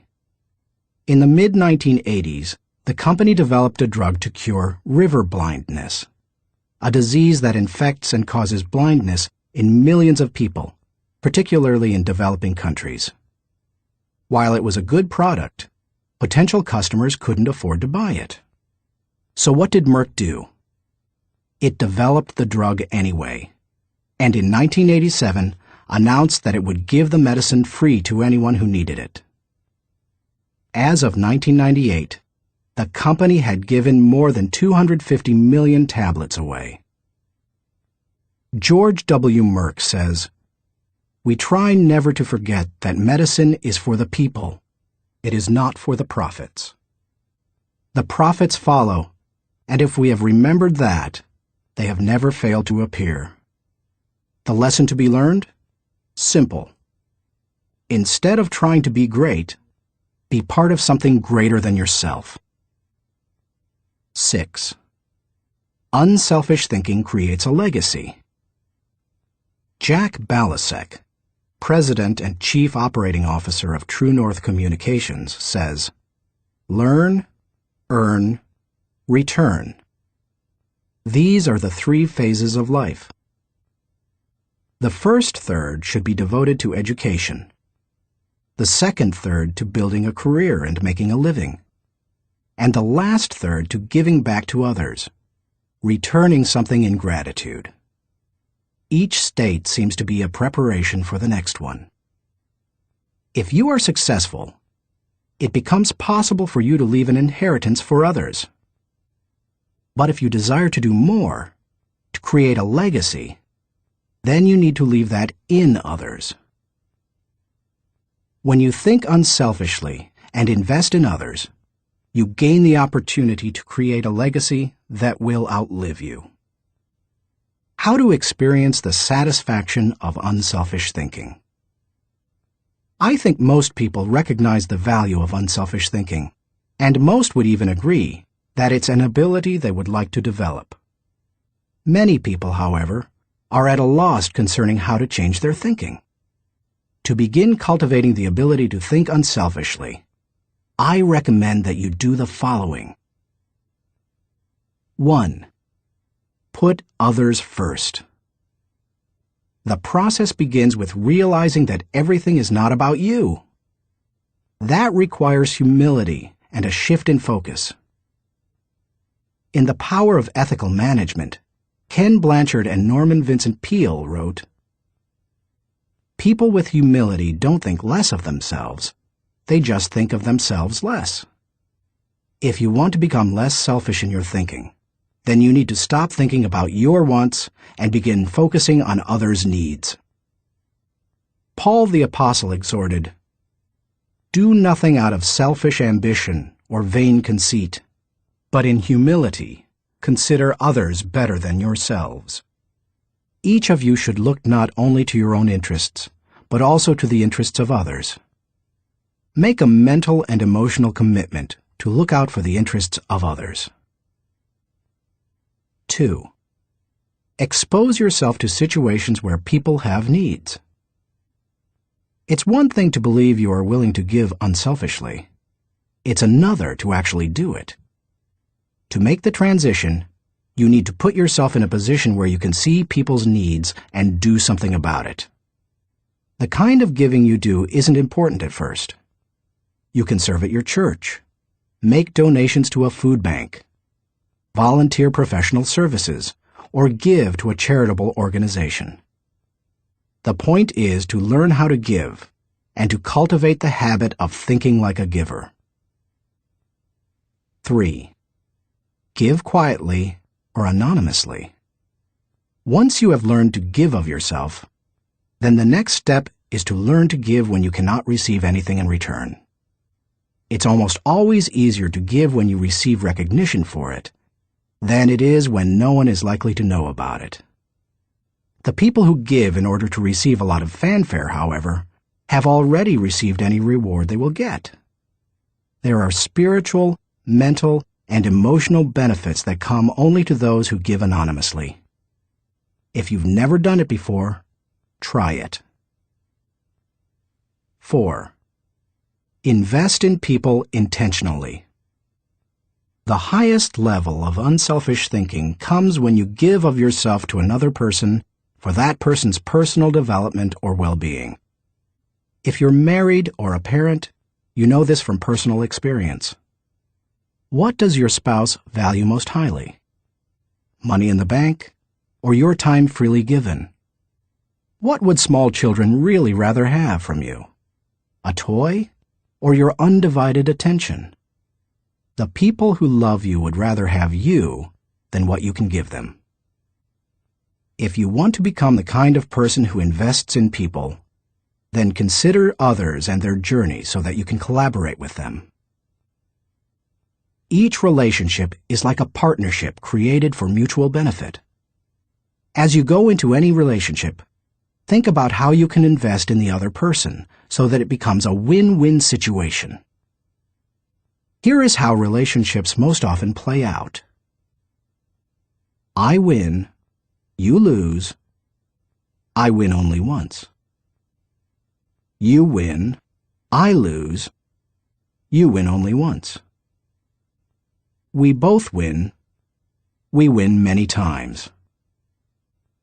We both lose, goodbye partnership. The best relationships are win-win. Why don't more people go into relationships with that attitude?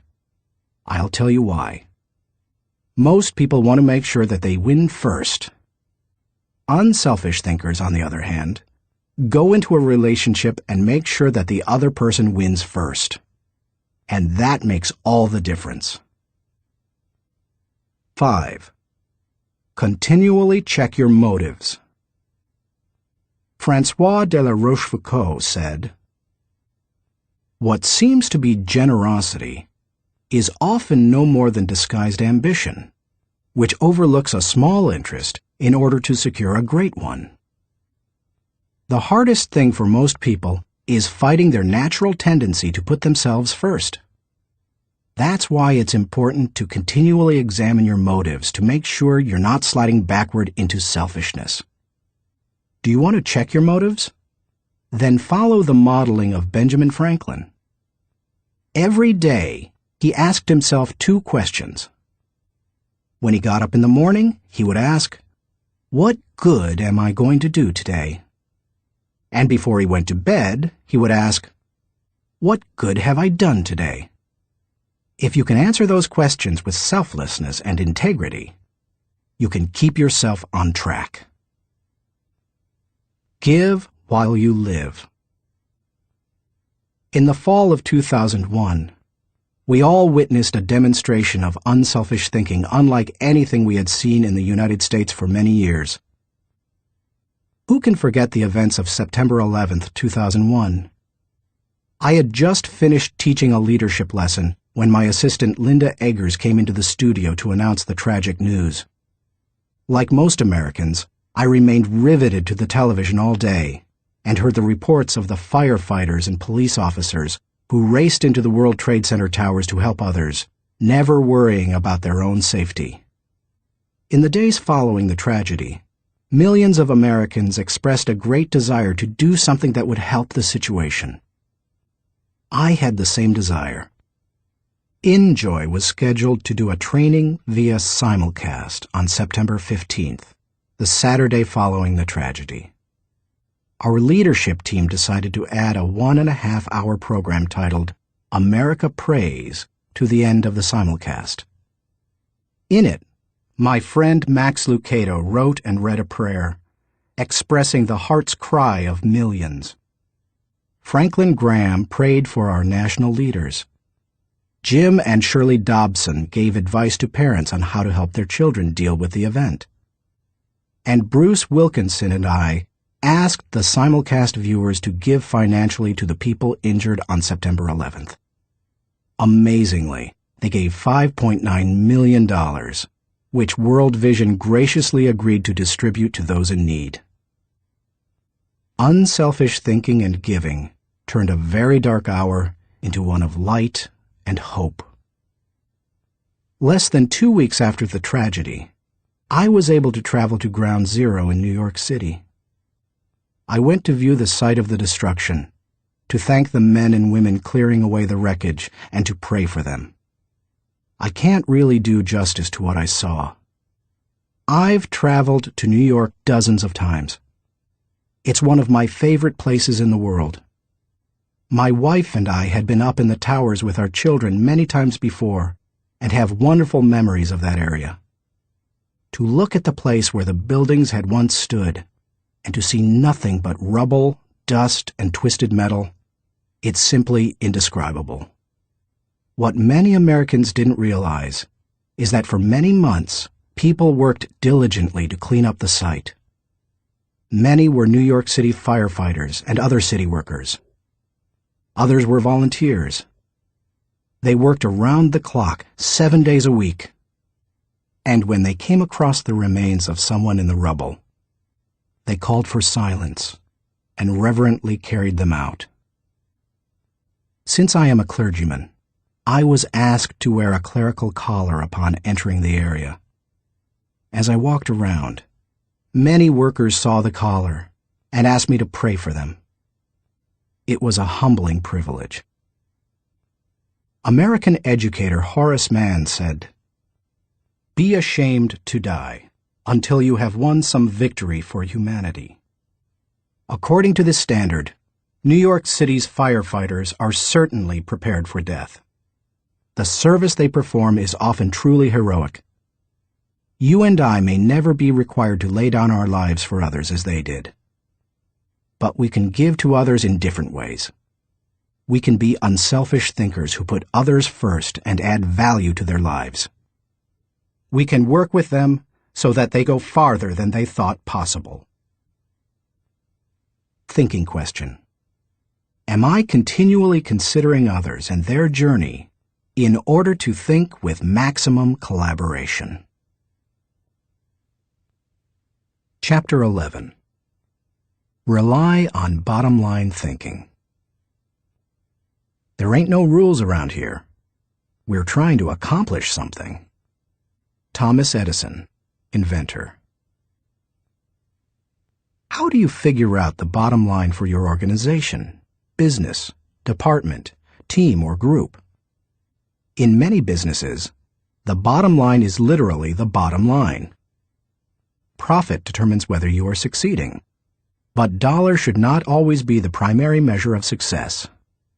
Would you measure the ultimate success of your family by how much money you had at the end of the month or year?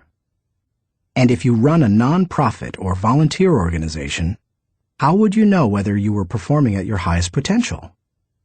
How do you think bottom line in that situation? A non-profit's bottom line. Frances Hesselbein had to ask herself exactly that question in 1976, when she became the National Executive Director of the Girl Scouts of America. When she first got involved with the Girl Scouts, running the organization was the last thing she expected. She and her husband John were partners in Hesselbein Studios, a small family business that filmed television commercials and promotional films. She wrote the scripts, and he made the films. In the early 1950s, she was recruited as a volunteer troop leader at the Second Presbyterian Church in Johnstown, Pennsylvania. Even that was unusual, since she had a son and no daughters. But she agreed to do it on a temporary basis. She must have loved it, because she led the troop for 9 years. In time, she became council president and a member of the national board. Then she served as executive director of the Tallis Rock Girl Scout Council, a full-time paid position. By the time she took the job as CEO of the national organization, the Girl Scouts was in trouble. The organization lacked direction. Teenage girls were losing interest in scouting, and it was becoming increasingly difficult to recruit adult volunteers, especially with greater numbers of women entering the workforce. Meanwhile, the Boy Scouts was considering opening itself to girls. Hesselbein desperately needed to bring the organization back to the bottom line. We kept asking ourselves very simple questions, she says. What is our business? Who is our customer? And what does the customer consider value?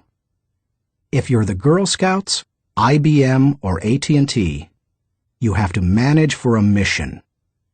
Hesselbein's focus on mission enabled her to identify the Girl Scouts' bottom line. We really are here for one reason: to help a girl reach her highest potential. More than any one thing, that made the difference. Because when you are clear about your mission, corporate goals and operating objectives flow from it. Once she figured out her bottom line, she was able to create a strategy to try to achieve it. She started by reorganizing the national staff. Then she created a planning system to be used by each of the 350 regional councils. And she introduced management training to the organization. Hesselbein didn't restrict herself to changes in leadership and organization. In the 1960s and 70s, the country had changed, and so had its girls. But the Girl Scouts hadn't. Hesselbein tackled that issue too. The organization made its activities more relevant to the current culture, giving greater opportunities for use of computers, for example, rather than hosting a party. She also sought out minority participation, created bilingual materials, and reached out to low-income households. If helping girls reach their highest potential was the group's bottom line, then why not be more aggressive helping girls who traditionally have fewer opportunities? The strategy worked beautifully. Minority participation in the Girl Scouts tripled. In 1990, Hesselbein left the Girl Scouts after making it a first-class organization. She went on to become the founding president and CEO of the Peter F. Drucker Foundation for Nonprofit Management, and now serves as chairman of its board of governors. And in 1998, she was awarded the Presidential Medal of Freedom. President Clinton said of Hesselbein during the ceremony at the White House, She has shared her remarkable recipe for inclusion and excellence with countless organizations whose bottom line is measured not in dollars, but in changed lives. He couldn't have said it better. Why you should enjoy the return of bottom-line thinking. If you are accustomed to thinking of the bottom line only as it relates to financial matters, then you may be missing some things crucial to you and your organization. Instead, think of the bottom line as the end, the takeaway, the desired result. Every activity has its own unique bottom line. If you have a job, your work has a bottom line. If you serve in your church, your activity has a bottom line. So does your effort as a parent or spouse, if you are one. As you explore the concept of bottom-line thinking, recognize that it can help you in many ways. 1. Bottom-line thinking provides great clarity.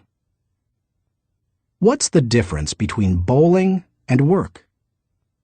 When bowling, it takes only 3 seconds to know how you've done. That's one reason people love sports so much.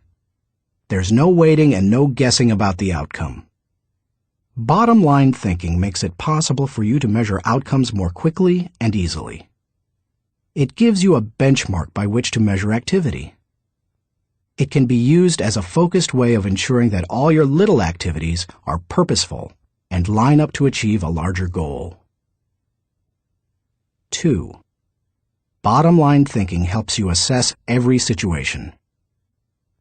When you know your bottom line, it becomes much easier to know how you're doing in any given area. When Frances Hesselbein began running the Girl Scouts, for example, she measured everything against the organization's goal of helping a girl reach her highest potential. From the organization's management structure, which she changed from a hierarchy to a hub, down to what badges the girls could earn. There's no better measurement tool than the bottom line. 3. Bottom-line thinking helps you make the best decisions. Decisions become much easier when you know your bottom line. When the Girl Scouts were struggling in the 1970s, outside organizations tried to convince its members to become women's rights activists or door-to-door canvassers. But under Hesselbein, it became easy for the Girl Scouts to say no. It knew its bottom line, and it wanted to pursue its goals with focus and fervency. 4. Bottom-line thinking generates high morale. When you know the bottom line and you go after it, you greatly increase your odds of winning. And nothing generates high morale like winning. How do you describe sports teams that win the championship? Or company divisions that achieve their goals? Or volunteers who achieve their mission? They're excited. Hitting the target feels exhilarating, and you can hit it only if you know what it is. 5. Bottom-line thinking ensures your future. If you want to be successful tomorrow, you need to think bottom line today. That's what Frances Hesselbein did, and she turned the Girl Scouts around. Look at any successful, lasting company, and you'll find leaders who know their bottom line. They make their decisions, allocate their resources, hire their people, and structure their organization to achieve that bottom line. How to enjoy the return of bottom-line thinking. It isn't hard to see the value of the bottom line. Most people would agree that bottom-line thinking has a high return. But learning how to be a bottom-line thinker can be challenging. 1. Identify the real bottom line. The process of bottom-line thinking begins with knowing what you're really going after. It can be as lofty as the big-picture vision, mission, or purpose of an organization. Or it can be as focused as what you want to accomplish on a particular project. What's important is that you be as specific as possible. If your goal is for something as vague as success, you will have a painfully difficult time trying to harness bottom-line thinking to achieve it. The first step is to set aside your wants. Get to the results you're really looking for, the true essence of the goal. Set aside any emotions that may cloud your judgment and remove any politics that may influence your perception. What are you really trying to achieve? When you strip away all the things that don't really matter, what are you compelled to achieve? What must occur? What is acceptable? That is the real bottom line. 2. Make the bottom line the point. Have you ever been in a conversation with someone whose intention seemed other than stated? Sometimes the situation reflects intentional deception, but it can also occur when the person doesn't know his own bottom line. The same thing happens in companies. Sometimes, for example, an idealistically stated mission and the real bottom line don't jibe. Purpose and profits compete. Earlier, I quoted George W. Merck, who stated, "We try never to forget that medicine is for the people. It is not for the profits. The profits follow, and if we have remembered that, they have never failed to appear." He probably made that statement to remind those in his organization that profits serve purpose. They don't compete with it. If making a profit were the real bottom line, and helping people merely provided the means for achieving it, then the company would suffer. Its attention would be divided, and it would neither help people as well as it could, nor make as much profit as it desired. 3. Create a strategic plan to achieve the bottom line. Bottom line thinking achieves results. Therefore, it naturally follows that any plans that flow out of such thinking must tie directly to the bottom line. And there can be only one, not two or three. Once the bottom line has been determined, a strategy must be created to achieve it. In organizations, that often means identifying the core elements or functions that must operate properly to achieve the bottom line. This is the leader's responsibility. The important thing is that when the bottom line of each activity is achieved, then the bottom line is achieved. If the sum of the smaller goals doesn't add up to the real bottom line, then either your strategy is flawed or you've not identified your real bottom line. 4.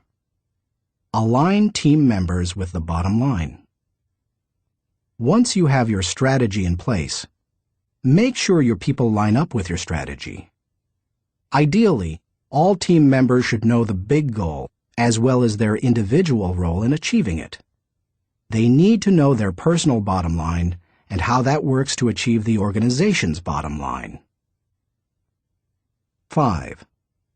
Stick with one system and monitor results continually.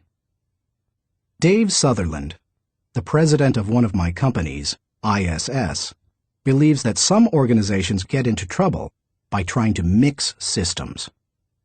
He maintains that many kinds of systems can be successful, but mixing different systems or continually changing from one to another leads to failure. Dave says, "Bottom line thinking cannot be a one-time thing. It has to be built into the system of working and relating and achieving. You can't just tune into the desired result every now and then. Achieving with bottom-line thinking must be a way of life, or it will send conflicting messages. I am a bottom-line thinker.